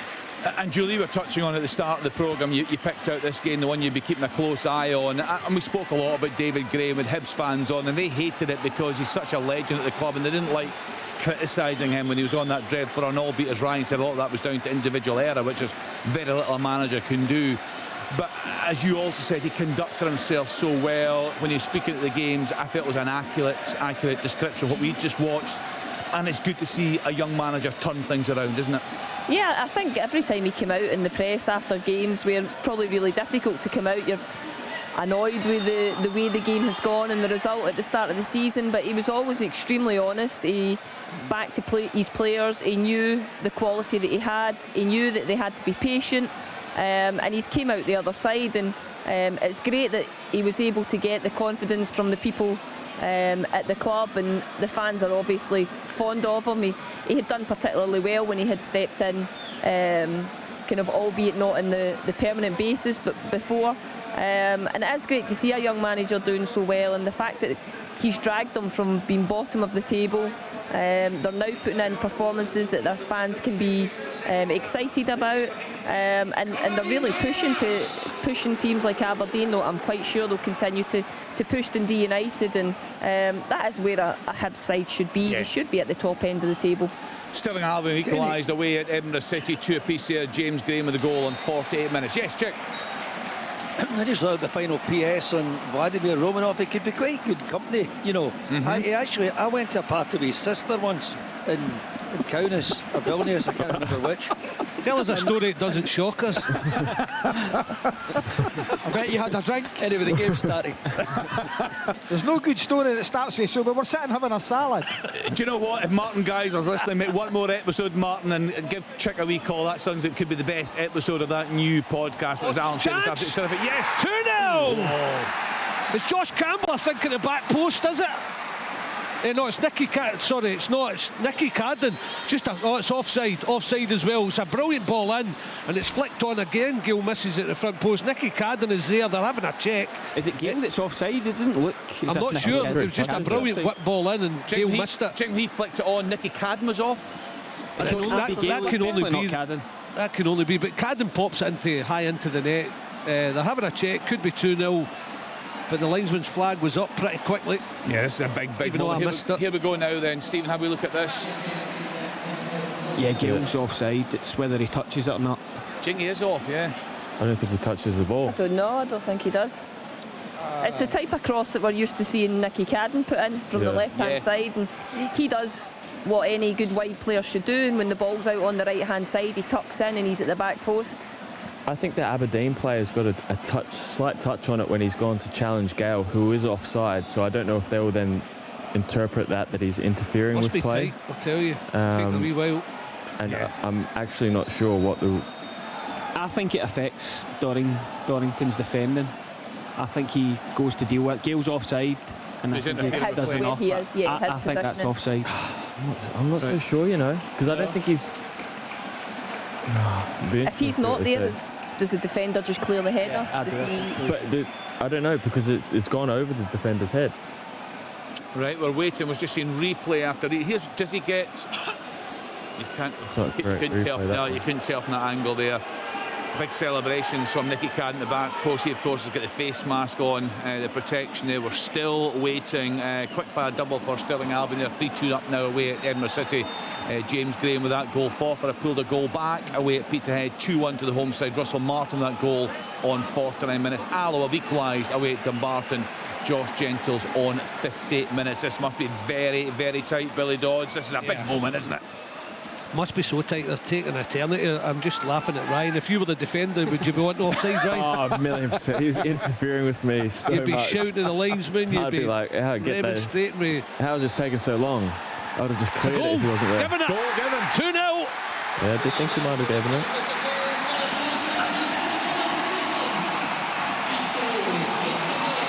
Yeah, it's going to be interesting, the reaction from the... It's interesting, just see when you see... It's like two celebrations, isn't it, when the referee makes a signal, Nicky Cadd is off again and standing in front of these fans. And they've got a lot to sing about, Billy Dodds, because the start of the season was so difficult for the manager and also for the fans. Yeah, it's great to see, especially, as you said, a young manager who has not been through that kind of situation before, and it's thrown upon him and he's in a desperate rut. Then he, as Julie was talking about, has to go out and face the media, the same old questions, asked about his job. I thought he handled it brilliantly for somebody so inexperienced. Check. It's a goal. Right, who for check? It's a goal for Dunfermline. It's absolute chaos here. I thought the ball was rather... Well, what is happening now? Actually, I'm not... The yellow card... And wait... I think it might be a penalty now. The referee has brought players across. It seemed to the net. A real scramble inside the box. The ball was taken off the line. I thought it was over the line. And when all this dust settles, I think Dunfermline are going to have a penalty kick. There will be a spot kick to the bars. Ask Davy Martindale. Chris Kane will be the one to step up and take this. Absolute chaos inside the box. It's been a crazy game, I thought the ball was over the line. Yeah, it's been a crazy game up there, Chick, hasn't it? A real intense atmosphere. Absolutely, Brian. It's the same end where, remember, Wraith Rovers, who lead by that penalty goal in the first half, Easton scored there. Kane has the same jaw from the same spot to make it 1-1. And this is at the Dunfermline end of the Noddy McCarthy stand, which is packed this afternoon. Kane has the chance to level this in the Fife derby. It will be right-footed. He takes a long run up, and here he comes. He's going to be right-footed and place. Oh, goalkeeper just a bit dived over that, actually, but the ball is in the back of the net. Kane has scored, and it is Dunfermline 1, Wraith Rovers 1. Yeah, game on at East End Park, and my goodness, Billy Dodds, what a job Aberdeen have in their hands now. This is a real test of character for Jimmy Tulin and his players. Yeah, and that's the one thing that I really, although they did brilliantly at the start of the season, I really question the character within this Aberdeen team. I mean, Julie and the boys know that when you play with people who will just dig you out a spell or a phase when you're not at your best. Here we go, Kabangu's through, wait, see the pace on this, he's 1-on-1 with the keeper, and he's scored! Computer says goal! Brilliant, magnificent, wait to see the pace on this, played into Shanklin from Kabangu, he's in his own half, Shanklin releases him and he tears away from Clark Robertson, giving him absolutely no chance, cuts in on the keeper and rolls it under him. Dundee 0, Hearts 3. Some pace, isn't it? Kenny, can I just give you the attendance here? East End Park this afternoon. 6,812, 1,676 Wraith Rovers supporters. Fantastic. Yeah, and they've got a game in their hands there now. Yeah, I think for Hearts, this is what they've been missing, and this is why this signing has been so good for Neil Critchley and Hearts, an example, because Shanklin can drop into that 10 role and defenders can't go as tight with him because they've now got that real pace in behind that he's just shown, because he's got slipped in, like he said, it's a real foot race, so he's probably got 5 yards on him, and by the time he finishes he's a couple of yards ahead of him. That pace is just scary as a defender, because you just want to keep retreating, want to get closer to your goals. Then that, on the flip side, allows Shanklin to get into those spaces as a 10, and it creates real problems for the opposition. That was absolutely electric there, Alan. I know he didn't want to come in, but I know Tony Docherty made a couple of changes, didn't he, prior to that goal? He did, yeah, made a couple. Samuels and Garza who've come off, and Robertson and Palmer Holden have come on, but he'll be disappointed with his performance. I mean, they didn't play last week, so they can't. I think the last time they played at Tynecastle, where they lost, they said the players were really tired. Can't be the excuse today. They've just not turned up. Hearts have been very dominating. Yeah, it's a great goal. Sorry, Stephen, it's a brilliant goal, and we see so often players with bags of pace, but he looks like he's got composure in front of goal as well, and that's going to be a brilliant tool for Hearts. So you've got that player, as Ryan was saying, and Shanklin, who likes to drop in, but now to have that pace as well to go in behind it. You were a striker yourself, weren't you? You've got a lot of thinking time, haven't you? I mean, I'm thinking what's going through your head at that point. You look at the keeper, you think the defenders are bearing down. Yeah, and he's coming in at an angle as well, so he's got that to think about as well. And it is a really good finish, and we do see players with pace, and it doesn't always work for you because you don't have that composure when you get into those positions, but it's a brilliant finish. Julie, just watching him, honestly, his work rate is incredible, and he's back to park at corners, he's high-fiving his teammates, he's working tirelessly, he's closing down full-backs. I love when you see players like that, they're not shy to really work hard and put a shift in for their team. Yeah, and you know what's it was a team that Rangers played, that's where they've got them from on Thursday night, and he's here with a loan with an option to buy, so signs look really good for him so far. Kenny, 57 minutes gone here between Aki's and Ayr, and Scott Brown's just made a triple substitution as he tries to work out how to unlock this Aki's defence. Ryan's brother Dylan is doing him proud this afternoon so far, but he's brought on Mark McKenzie, Marco Roos, the Romanian, and Cole McKinnon on loan from Rangers, and Jamie Murphy, Jay Henderson and Dylan Watritt have all gone off. So, as I said at half-time, shooting towards their own fans now, Ayr United. Can they muster the goal that they need to get them the 3 points that will take them top of the championship? 0-0. Billy, just to clear up that Hibs goal, all the debate is out of it, because Jensen's back foot has played Dwight Gale on, so it was onside. Right, lovely. Right, a couple of goals going in. Kelty Hearts 1 and an Athletic 1. Tommy Muir with the equaliser there on 50 minutes. Confirmation that Nicky Cadden goal, we had to wait, but it was given after a VAR check. Hibs 2, Aberdeen 0. And that is you up to just confirmation of goal time. Elton Kabangu, great run, great finish, putting Hearts 3-0 up away at Dundee. That goal coming on 51 minutes. Queen's Park have equalised with Airdrie Joshua Scott on 59 minutes. Derek Ferguson, anything happening? Kenny, I'm having a great time listening to the boys talking about chances and goals and excitement. I've got absolute zilch. 55 minutes on the clock. St Mirren nothing, St Johnstone no. I thought I'd certainly see a lot better in the early stages of the second half, but I'm afraid, Kenny, it's more of the same at the moment. It just looks like a case of they're nullifying each other. What would you do then, Derek? I mean, if you're one of these managers there, what would you do to try and affect change in this game? I tell you what, St Johnstone aren't going to change. But they need to win, Fergie. They need to win games, St Johnstone. They're 7 adrift. But Valakar ain't going to change his methods, his way of playing. He wants to build through the lines. I just think, as well, Biscuits, there's times when he can go longer. Could you see the players? Wright will make a run, Kirk will make a run. It's on to go over the top, but it's as if it's they've been told no, pass it, keep it, go through the lines. There's opportunities here. So then that's when you say, right, I'll take a little bit more onus on myself, a little bit more responsibility as a player, and make something happen. So sometimes it doesn't always come from the side. Players take a little bit of responsibility, go and take people on, go and create something. But it's just, at the moment, it's just, there's just not a lot happening, to be honest with you. What about Stephen Robinson then? He's got options, hasn't he? Can he change shape, change personnel? What would he be looking at, Stephen? Yeah, well, he's obviously got attacking options, drift between the 3-5-2, 3-4-3. But it's the type of game St Mirren have to win. The manager, players, fans are desperate to get back into the European spots, and that journey they went on this season, they want that again.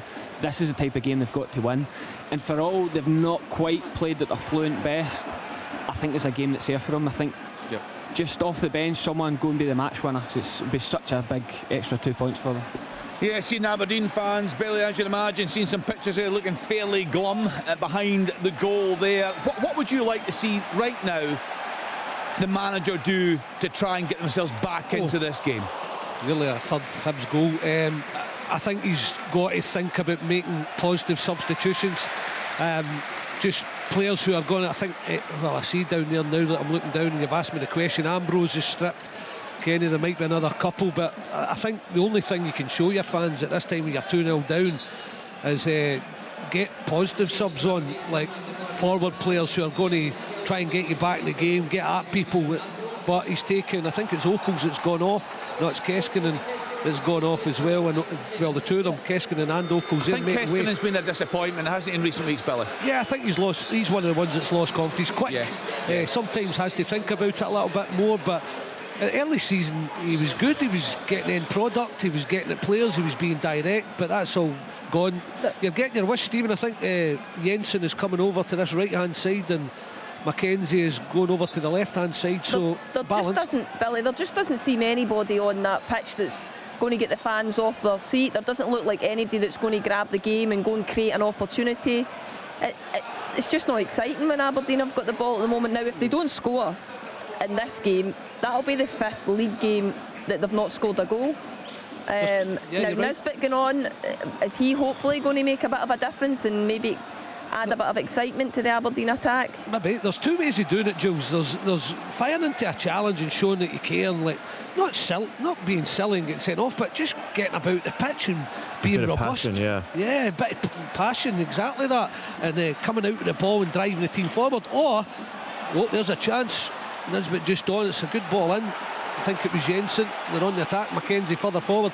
Or somebody who's just going to be in the forward position and say, give me the ball, I'm at him, I don't care if I lose it or he knocks out for a corner. But you're right, there doesn't seem to be any of those types willing to do that. I think there's a couple on the pitch, but they're in their shell, boy. That was a brilliant cross there. No one attacked it, Billy. It was a tremendous ball in, wasn't it? I'm looking at was it Ambrose and Pat McGee trying to fight to get in, then Nisbet at the back post just let it bounce and the chance was gone. But it was good from Jensen again, getting forward, putting quality in. He's decent. I think he just leads by example. He's not a shouter, he's just energy to get about the pitch. I think he came on that night at Ibrox and looked, I know it was only a fleeting, but he looked quite lively, didn't he, that night? He did. Now we're talking Kenny.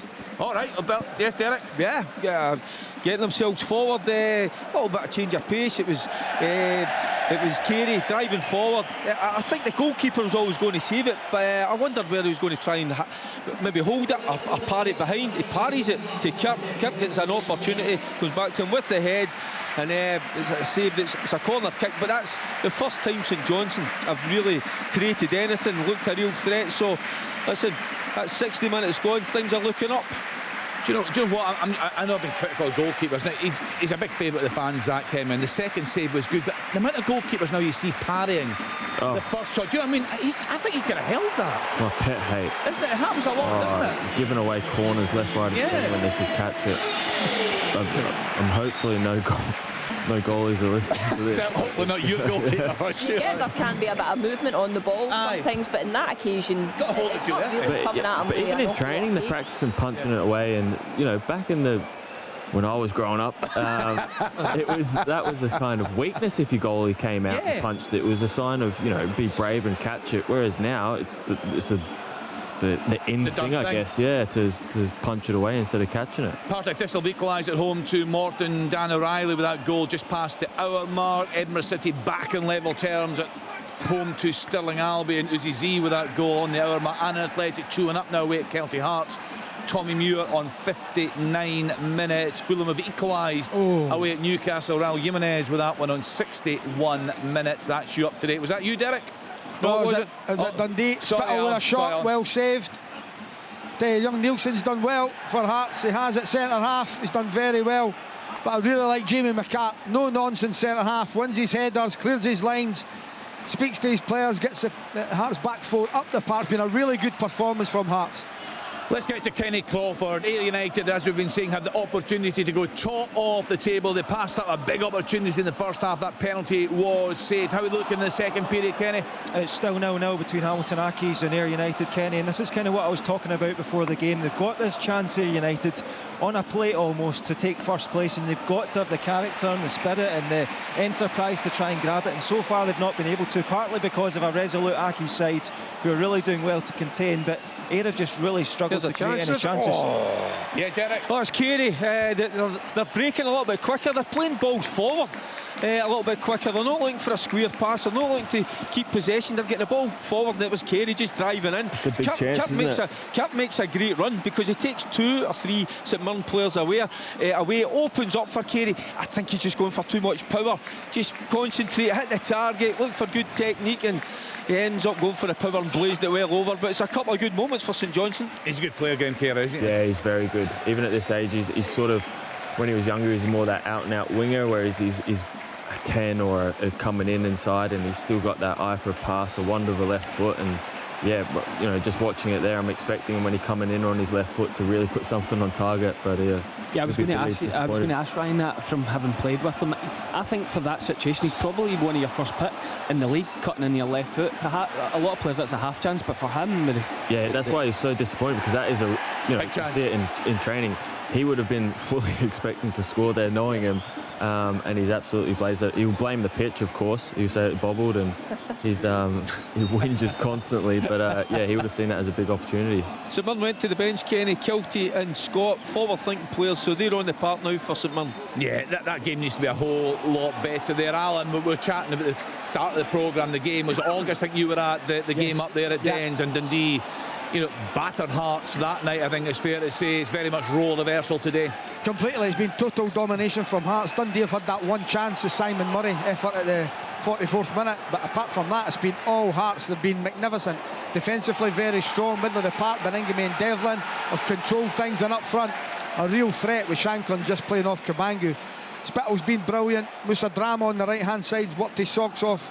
It's been an all-round really good performance from Hearts, and one I'm sure Tony Docherty will be disappointed in his Dundee team because they've been thoroughly well beaten so far. Yeah, we'll get managerial reaction after these 3 o'clock kickoffs are done. And a reminder, 5:45 start at Rugby Park. Kilmarnock at home to Dundee United. Full commentary to come on Sports. And a reminder, we're about to go on the television round about 4:30 on BBC One until 5:30. The radio, of course, will stay on until the game at Rugby Park is finished. Things gone a bit quiet there. They're just going to come to you, Chuck. Yes, this is something a really good game now. Actually, it's one each. Remember, Dunfermline won, Wraith Rovers won, and our chance for the Pars. Corner kick in the left-hand side. I think it was Hamilton with a little glancing header. I thought it was going to go in at the goalkeeper's right-hand post. It went beyond him. In fact, it must have come off Wraith Rovers' defender, because there's another corner kick to Dunfermline. The game is now raging from end to end. Here's another chance for Dunfermline, edge of the box. Goal! Oh my goodness me! It's a driven shot. Comes in from Ngwenga. It came off Kane. A big deflection.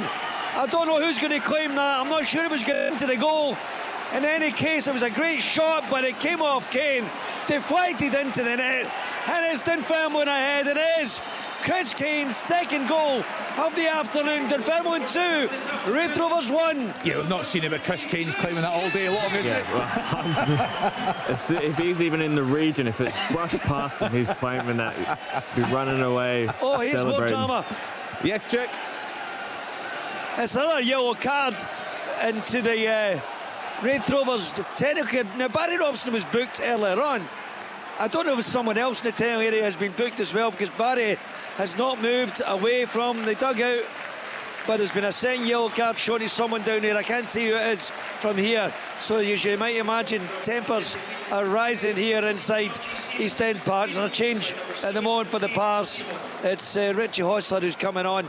So it's bedlam here, but it's 2-1 to Dunfermline against Wraith Rovers. Yes, lived up to the billing that game. Morton back in front away at Partick Thistle. Stuparevich with that goal on 69 minutes. Thistle 1, Greenock Morton 2. We are going to continue around the grounds. We're on television in around about 3 minutes time. Let's just get another recap from Derek Ferguson. A disappointing game there, Derek, but it looks to me in the past few minutes as if their wayside have had the better of it. They certainly have. The two chances, we Kirk with the header, Kenny, then Carey cutting in. You know, it was a good run from Kirk because he takes 2 or 3 of the players away, and it opened up for Carey. So he should have done better. He's at least got to hit the target, and you're just listening to the guys saying that it was a big chance for him, but he's got to do a lot better. But listen, it's a hell of a lot more positive than it certainly was in the first half. So in St Mirren, you look at St Mirren, there's a wee chance of Lasagna. There's 4! Disaster for Carson, the goalkeeper. There's a chance! St Mirren have just scored. Oh, what a breakaway. Has it? Yeah, I'm just looking at the referee. What has happened there? The guys will probably tell me. Right, we're having a wee look here. I don't know what that was, because there was a little bit of a stramash. There was coming together. Right, we'll get that, sure. Alan. We're about to go on TV in 20 seconds. What happened there, Alan? Carson comes out for a free kick. He drops it, and Musa Drama rolls into the back of the net. 4-0. Right, OK, all happening. Annan Athletic are 3-1 up now away at Kelty Hearts. Aaron Brown on 68 minutes. Derek, any further indication while we're on there? Right, so wait a minute. We'll get back to elbow. Derek. I think it was an elbow. I think it was an elbow, and there is a VAR check. Billy, where's it? There's just some screen. Yeah, it was Bashiri. There's an off the ball clash with Bashiri, and I think it was Peter Ambrose. I think they're just having a check at it. Well, a few subs are being made. Looking at the Hearts goal, that's why you come and punch. Yeah. Like that's if he came and punched, then it would be 4-0. Good point. Thank you for backing me up there. Yeah, it's just been a great. I think Willie Miller's on board with this one as well. Kenny, can you help? Who elbowed it? I didn't really see it. It was a push from Olasanya. Was it a push? Right. Yeah. I wasn't sure that Boyd Munsett put it in the back. Listen, the game's kicked into life big time now. Yeah. It's like the shackles are off. That it's end to end now. This is what we need. It's just. You could just see they're putting the foot in the gas. Sorry, Kenny. No, it's okay, Derek. Just because we're on the telly, I just need to watch the time for that. When you hit that bang on, we're in BBC One today. We're just about to join BBC One on there from 4:30 until 5:30. So lots of things to clear up. We'll get clarity on these issues in the next few minutes. It's been a busy old day on Sports and plenty more to come. Stay with us right through until around about 7:30, 8 o'clock this evening. Welcome to viewers who have joined us on BBC One. It's another busy day in Scottish football. Lots of drama. You have joined us at a fantastic time. Let's take you around the grounds for the latest scores. First up, Billy Dodds, Easter Road, Hibs home to Aberdeen. Yeah, it's Hibs 2-0 up and cruising, and it could go from bad to worse for Aberdeen. Referee Don Robertson has been asked to go to the VAR the VAR screen, and I'm just getting a little look at the instant. Rocky Bashiri is they're having a look at it to see if there's dangerous play with the arm. He could go off, so I thought it was the Aberdeen player that might go off, but they're looking at the Hibs player, so things might be about to change. Billy, Rocky Bashiri's used his arm to jump, but it's come off his hand then onto his head. That's a possible penalty. Yeah. Right, that's an interesting one. No penalties. He's not having it. Don Robertson has to go to the screen, and he doesn't give the penalty. So it's still 2-0 to Hibernian. Yeah, real drama there. Aberdeen right up against it on a dreadful run of form. Let's get to Dundee, and very good times right now. Alan Preston for Hearts fans. Yeah, it's been the best display of the season from Neil Critchley's men. They're leading by 4 goals to 0, and 2 quick first half goals. Goal! Unbelievable! Goal for St Johnstone.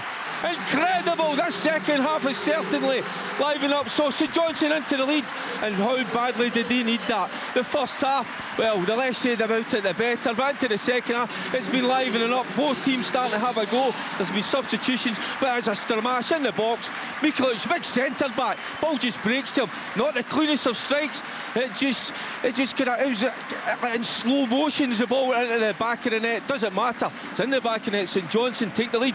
That is a huge goal. If they go on to win this game, it gives the rest of the league that little bit of a worry. Because I remember last year, obviously when I was at St Johnstone, you if you're down around the Here's bottom, you want a team to go away. Oh, great save. And yeah, this is such a big goal, and if they can go and get the 3 points here, then they're right back in this.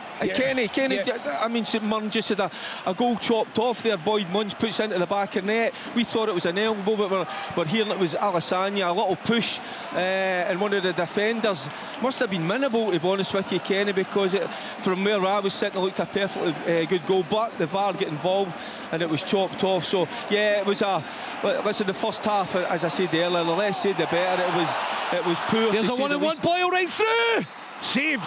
What a chance to kill off this game once and for all. Just slip through. That's the danger for Aberdeen now. They've opened up, they've got their full backs high, and down the sides Boyle is going to exploit that, but he misses the opportunity to make it 3-0. Got to score. He needs to score there. Yeah, he's set up nicely. It's on his right hand side on that right foot, and I mean the goalkeeper makes a save, so it's a decent save from Dohan. But yeah, definitely someone of Boyle's quality going through there. He's got plenty of time. He needs to hit the back of the net. Right, let's get into the Championship. We're covering 2 games for you this afternoon. Let's get to New Douglas Park, where Ayr United had the opportunity to go top of the table this afternoon. There for us, Kenny Crawford. Yeah, 76 minutes gone here in Lanarkshire, Kenny, and at the moment it's Hamilton Accies 0, Ayr United 0. The job for them was to get a win and go top of the Championship, Ayr United, but so far it's just proved sticky and hard to do that. They had a penalty in the 15th minute. Jay Henderson, who had 13 goals already this season, stepped up to take it. You fancied him, full of confidence, but Dean Linus dived low to his left to save that, and since then Ayr United have just struggled to create anything of real note. They're now shooting towards their own fans with about 15 minutes of normal time to go. Can they muster that goal which will put them at the top of the pile? Tonight it's Hamilton Accies 0, Ayr United 0 at the moment. The Fife Derby usually delivers. This one's at East End Park this afternoon. Chick Young, there's been so much drama, so much action there. Dunfermline 2, Wraith Rovers 1 at the moment, in front of an attendance of nearly 6,812 inside the old ground. And here's Dunfermline coming forward again. They're leading by 2-1. It's a game which has been effervescing, it's been sizzling, in fact at times trying to boil over. Easton with a penalty put them ahead, Wraith Rovers, but Kane with a penalty made it 1 each, and then a real deflection from Kane again. A shot from Gwenya was going down, maybe into the corner. It came off Kane, went the other way into the other side of the goal, and that has given Dunfermline a 2-1 lead at home. But this match could go anyway. Still got a fair old while to go. Absolutely brilliant entertainment, and at the moment it is Dunfermline 2, Wraith Rovers 1. Stephen Robinson, Stephen, you know him, he'll be hugely disappointed at this afternoon. On the back of that terrific performance at Pittodrie last weekend, they would have fancied a win at home to St Johnstone today. Yeah, I mean, it's been that type of season. I mean, some of the results have been unbelievable. Think of that Rangers game Boxing Day, going up to Aberdeen. But these are the types of games, these are the next bit to get back into Europe. These are the games you need to turn. Still loads of time left for them. It's probably been the second phase corners. Too many set pieces for a team as well organised and as big. They've lost a lot of goals in that situation, and these games can be such fine margins, but still plenty of time to rescue it. They'll be crying out to try and get back into that top 6 position, but you look at the games that they've got ahead of them in this month, in February. You've got Hibs at home, they've got Rangers away, they've got Hearts away, and they've got Celtic at home. That's a really tough run of 4 games. So if they don't get anything from this game, it's going to be really tricky. February's going to be a really difficult month for them. Yeah, it's going to be the pressure on. It's so tight around that. Yes. Penalty! It's another penalty, and it's another penalty to Dunfermline. Chris Kane, who already has 2 goals in this game, 1 from the spot, has been tripped up. I'm sure he'll want to take this penalty and get the hat-trick this afternoon. It was a break by Dunfermline. Wraith Rovers all over the place at the back. Kane brought down, and he will have the chance to put the home side 3-1 ahead. It would be a hat-trick from the Dunfermline striker. No objections, no complaints from Wraith Rovers. That was a stick-on penalty kick.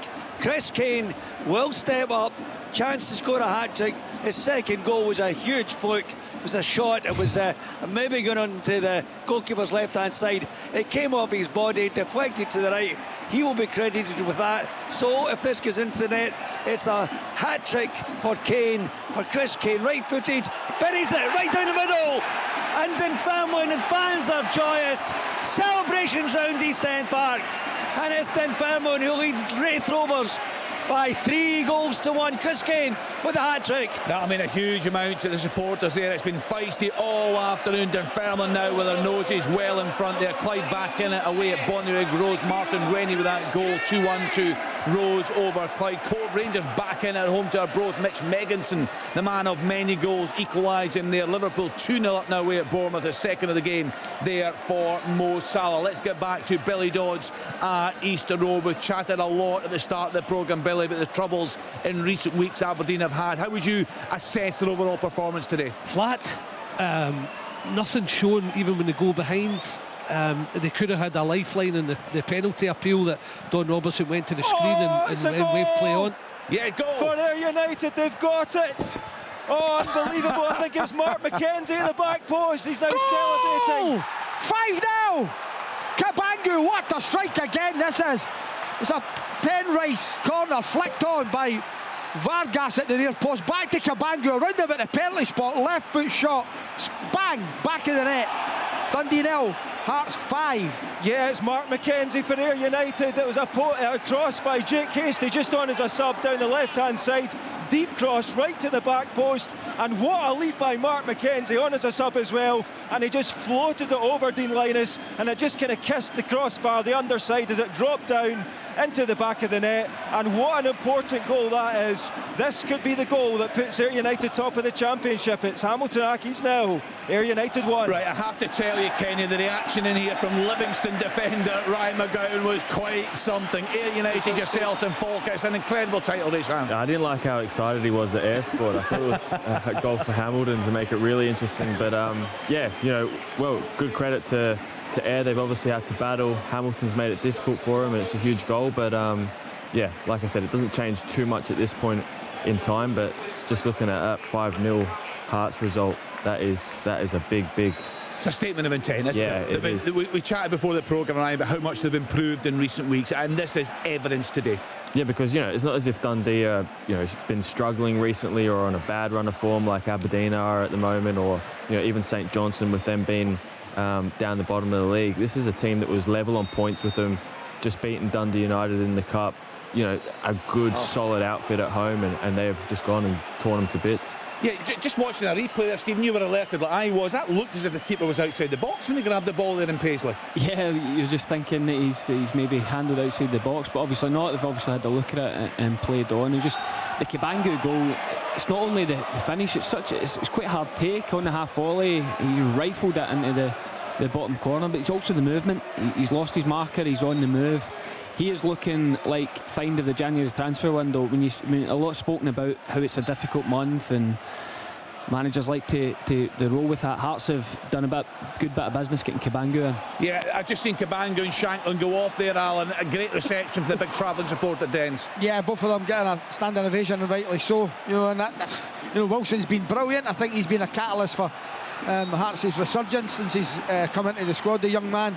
But it's great to see Lawrence Shanklin back, and Cabangu, as the boys have been saying, looks a real find. He's the one that leads the line. He's the one higher up the park. Shanklin's a clever one, and Neil Critch is taking both of them off, give them a rest for next week so they don't get injured. They were brilliant today. It's never easy to find a quality player, especially in the kind of January window, because what you find is you end up, the players that are available, unless you want to spend a lot of money, tend to be the players who are out of favour at their club. But what they've found here is a player who seems to be the perfect fit for Hearts in the way that they want to play. He looks an absolute gem. Does it work, Kenny? Does it? That computer. Oh, it's another one! Yes, it's another one for Ayr United, and this time it's George Stanger on Six Nations weekend. Oh, wow, the son of a rugby player has put Ayr United 2-0 up. It was a corner by Cole McKinnon. It was a bit scrappy in the box, and Stanger just absolutely rammed it into the back of the net. So it's Hamilton Accies now, I'm far enough away from Ryan to say it's a sign of champions. Missing a penalty, tricky away game, finding a way, making subs, and when they make the reporter say "wow, we."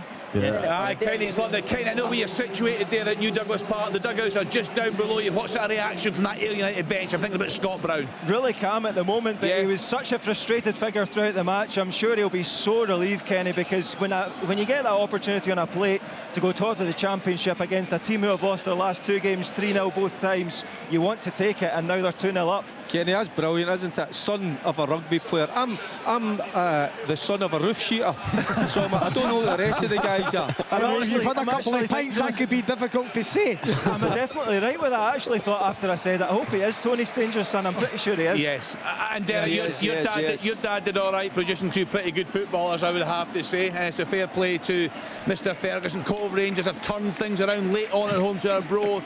Harrington with a goal there on 85 minutes, 2-1 they lead. Fulham have turned things around away at Newcastle United. Munoz with a goal on 82 minutes, Newcastle 1, Fulham 2. That's the latest scores for you across the country. Let's then get back to the game in Paisley, because that one's very much on the edge there. Derek Ferguson, a disappointing game, but would you say on balance St Johnstone deserved to be in front? Yeah, Kenny, I'm now wondering, was it part of the plan? Because for the first hour they were so passive, they were as if they were containing St Mirren. It was possession based. Then it's like a flick of a switch, and they make some substitutions. They get ball forward a little bit quicker. Yeah, the goal came, but it was a bit of a stramash. The big centre back, prods at home from close range. But they're a different animal, certainly over the last 20 minutes. Kenny, this could be a massive win. Yes. Kilmarnock are still to play against Dundee United, tough fixture, but we're played 82 minutes. If they can come away from Paisley with all 3 points, what a massive boost this will be for St Johnstone. Just another one of the transfer windows for Hearts has come on. Michael Steinwender, Austrian football player, come on at centre half to replace Nielsen. Hearts still lead Dundee by 5-0. Thanks, Alan. Yeah, Kenny, and East End Park has just risen to, well, the Dunfermline fans in it, to Chris Kane, who's scored a hat-trick this afternoon. He's been subbed by Yeboah.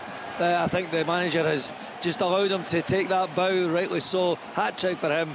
And Dunfermline nosing towards the final stages of this game, 3-1 ahead. Yeah, just looking at that live Premiership table, if things stay as they are, St Johnstone will be just 4 points adrift off Kilmarnock, as you say, of a tough-looking game tonight. Full coverage on Sports Sound. They kick off at 5:45 at home to Dundee United. And a few talking points I wanted to get through today. It's been so busy, so much action, but Steve McGinn, I just have to watch you. I was in the studio the other night doing the Celtic game. The picture flashed up, you were down at Villa Park with Kevin Bridges. Must have been great watching a game of football with him, was it not? Yeah, he was in top form. I've obviously went to my school, St Columbus and Clydebank, Kevin, so I've known him for a long time. And he obviously nothing to do with me, John sorted the tickets, but he was in good form. Obviously I wanted Aston Villa to win, he wanted Celtic to win, but it was a good laugh. It was a brilliant game, brilliant night, and it's great to see him back on tour and enjoying his work again. Yeah, great to see Celtic Rangers through to the knockout stage of European football. Edinburgh City 4, Stirling Albion 3, and it's Lawson with a goal there on 88 minutes. For 2-2 now away at Peterhead. Declan Byrne with that goal on 84 minutes. Let's get back to the game at Easter Road. Some changes being made there, and Martin Boyle coming off Billy, and he's been key, I think, along with the Cadden brothers, to this resurgence for David Gray's side.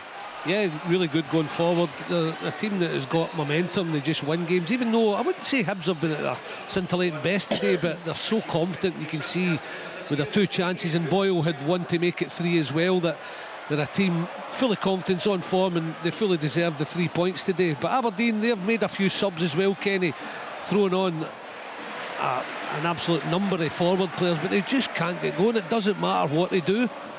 Billy, let me ask you this then. On the run of form Aberdeen are on, and on this performance today, as a player, if you're on that park, an Aberdeen player, are you going over to the fans at the end of the game? I think I'd be straight down the tunnel, while just giving a quick clap. It's one of those ones, because you go to them, you're just inviting trouble. Aberdeen, here's a chance, Nisbet!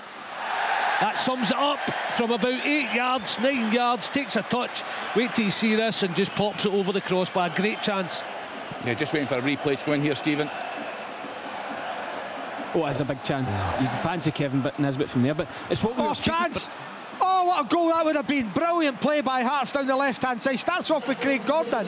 He chips it out to Penrice. He plays 3-1-2s with Forrest. Forrest is through and the keeper saves it away for a corner.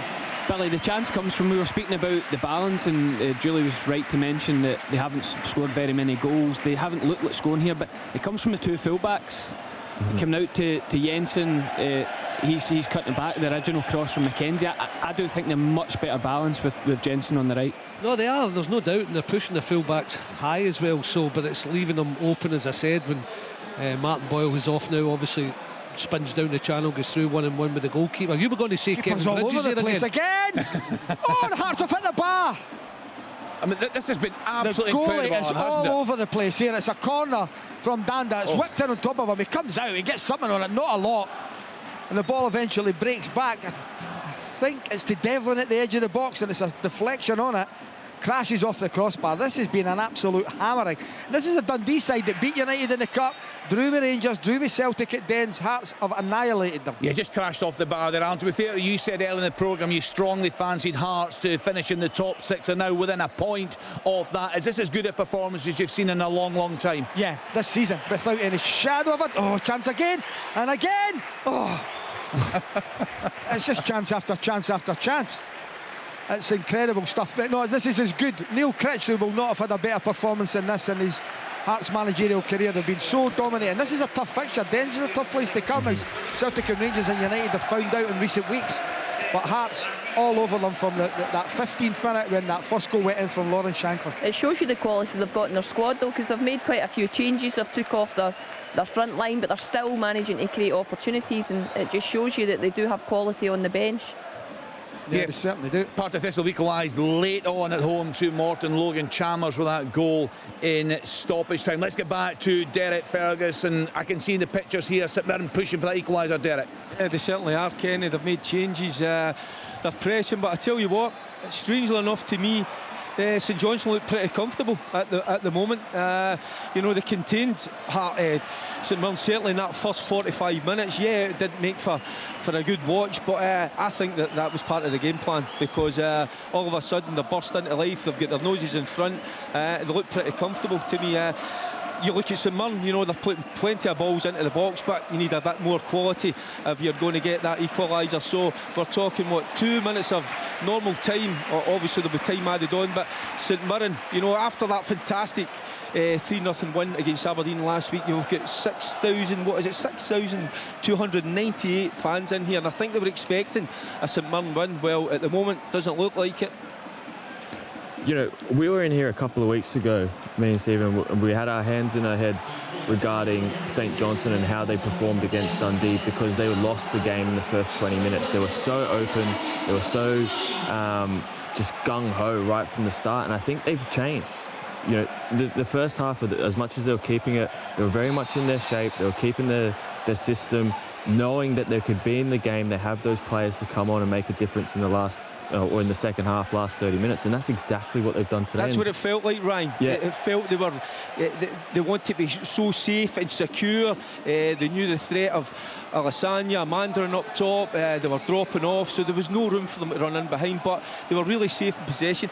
Didn't look to get forward too quickly, and you know, they were really compact, but they've certainly opened up in the second half, and they've got their just rewards as we get in. It's just about getting into time added on. St Mirren 0, St Johnstone 1. Yeah, a few huge few minutes coming up there for their wayside there, of course. Back-to-back wins against Motherwell, one in the Cup, one in the league last weekend. 4 minutes, Kenny, we've got 4 minutes of time added on. Yeah, just a 9 here at Easter Road, Kenny. Extra 9 minutes. Talk to us about Hibs. What do you like? You guys have spoken earlier on, Billy, about the change of shape, how it's worked for David Gray. Well, it has. I mean, they're comfortable in possession, but that comes from, they were looked down and out earlier in the season, but they just build. They're more confident in the ball. You saw them defensively earlier on in the season. They looked shaky, but that confidence brings a style and a belief, and they're passing the ball about well at the back, building. They know they've got the pace. I think Boyle's made a huge difference since coming back into the team. Then they win a few games and it's just gone from strength to strength, and you can see right through the thirds in the pitch. The back line are solid now, desperate to keep clean sheets. Midfield working ever so hard, and they know they have front players who can hurt teams. Billy's spot on it. At the start of the season, Dave Gray would have imagined his best Hibs team kind of 4-3-3, 2 wingers.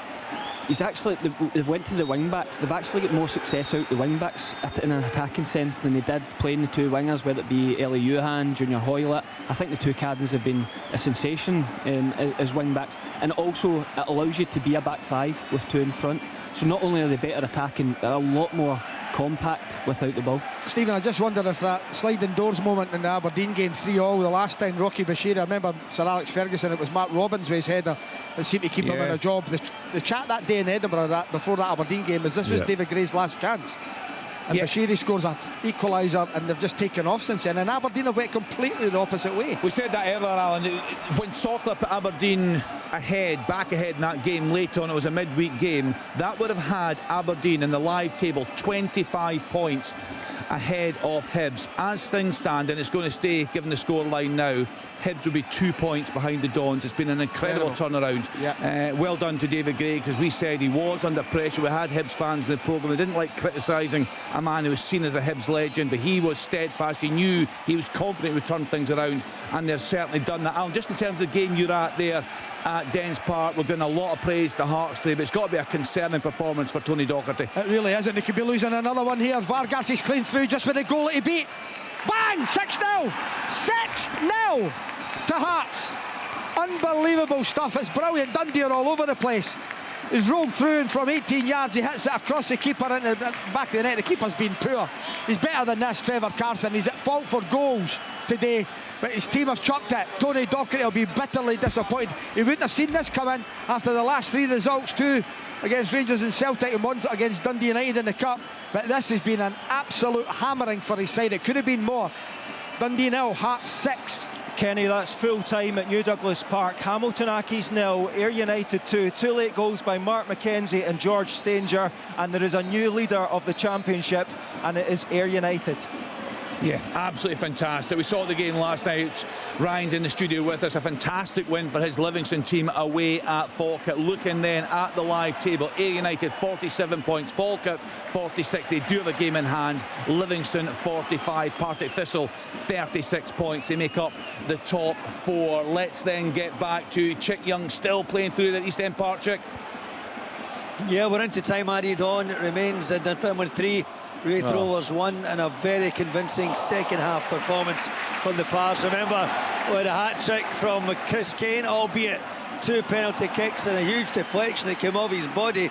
They didn't know too much about, but they will count hat-trick to him. 3 points going to Dunfermline Athletic, well into time adding on now, Kenny, and that's that only goal coming early on. Remember, Dylan Easton from the penalty spot for Wraith Rovers to give them a lead, but it all got a bit fiery in the wake of that, including a yellow card for Barry Robson and a yellow card to someone else in the Wraith Rovers technical area as well. In the wake of the opening penalty, there was a missile thrown from the Dunfermline fans. The referee picked up, wouldn't get the game restart till he's delivered it to security people at on this side of the pitch. So it's been a very fiery afternoon in front of an attendance of 6,812, more in here than around the Premier League game at Paisley this afternoon, I have to say. And it looks like a magnificent 3 points for the Dunfermline Athletic, who started the day second bottom of the league. Derek Ferguson and Paisley. Yeah, Kenny, but we've played the 4 minutes of added on time. St Mirren got a corner kick. It's dealt with now. The referees, what a win for St Johnstone. Big win. Full time, St Mirren 0, St Johnstone 1. And that's full time here, Kenny, to confirm Dunfermline 3, Wraith Rovers 1. Yeah, and full time at Dens, Dundee 0, Hearts 6.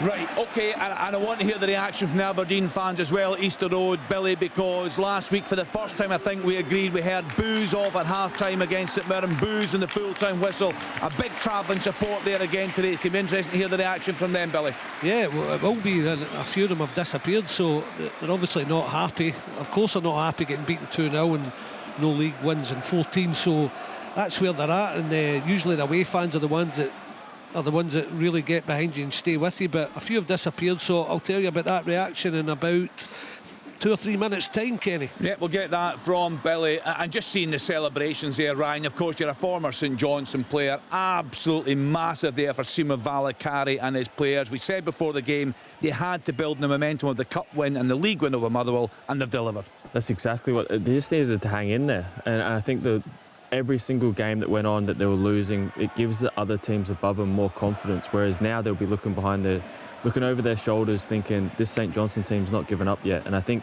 if you look back historically, always what you get from a St Johnstone team is, you know, a team that commits, fights, goes right to the end, and I think they lost their way maybe for a couple of months throughout this season, but that's, you know, 3 big victories back to back in a row, and there's no reason why they can't go on and really try and catch the teams up above them. It puts massive pressure on Kilmarnock now. That's the danger of when you're in the late kick-off. Is the fact that they've now got the 3 points. Kilmarnock have got a really tough fixture at Rugby Park against Dundee United, who we know have had such a strong season, so the pressure is now on them. Yes, and Johnson 21 points, Kilmarnock 25, Ross County 26 points, Dundee on the back of that hammering today, they're on 27 points, albeit they've got a game in hand, but that's midweek away at Celtic. Full coverage on sports, and we're on the telly until 5:30 today. A reminder, we stay on the radio for that game that Julie has just referenced, Kilmarnock at home to Dundee United. That one kicks off at 5:45, and we're just seeing the pictures coming in there, Stephen, from Paisley, and we've spoken about the joy, of course, among the St Johnstone players there. They're over celebrating with their fans, but Stephen Robinson's been gutted, so disappointed. Again, Julie spoke about the tough run they've got coming up, St Mirren.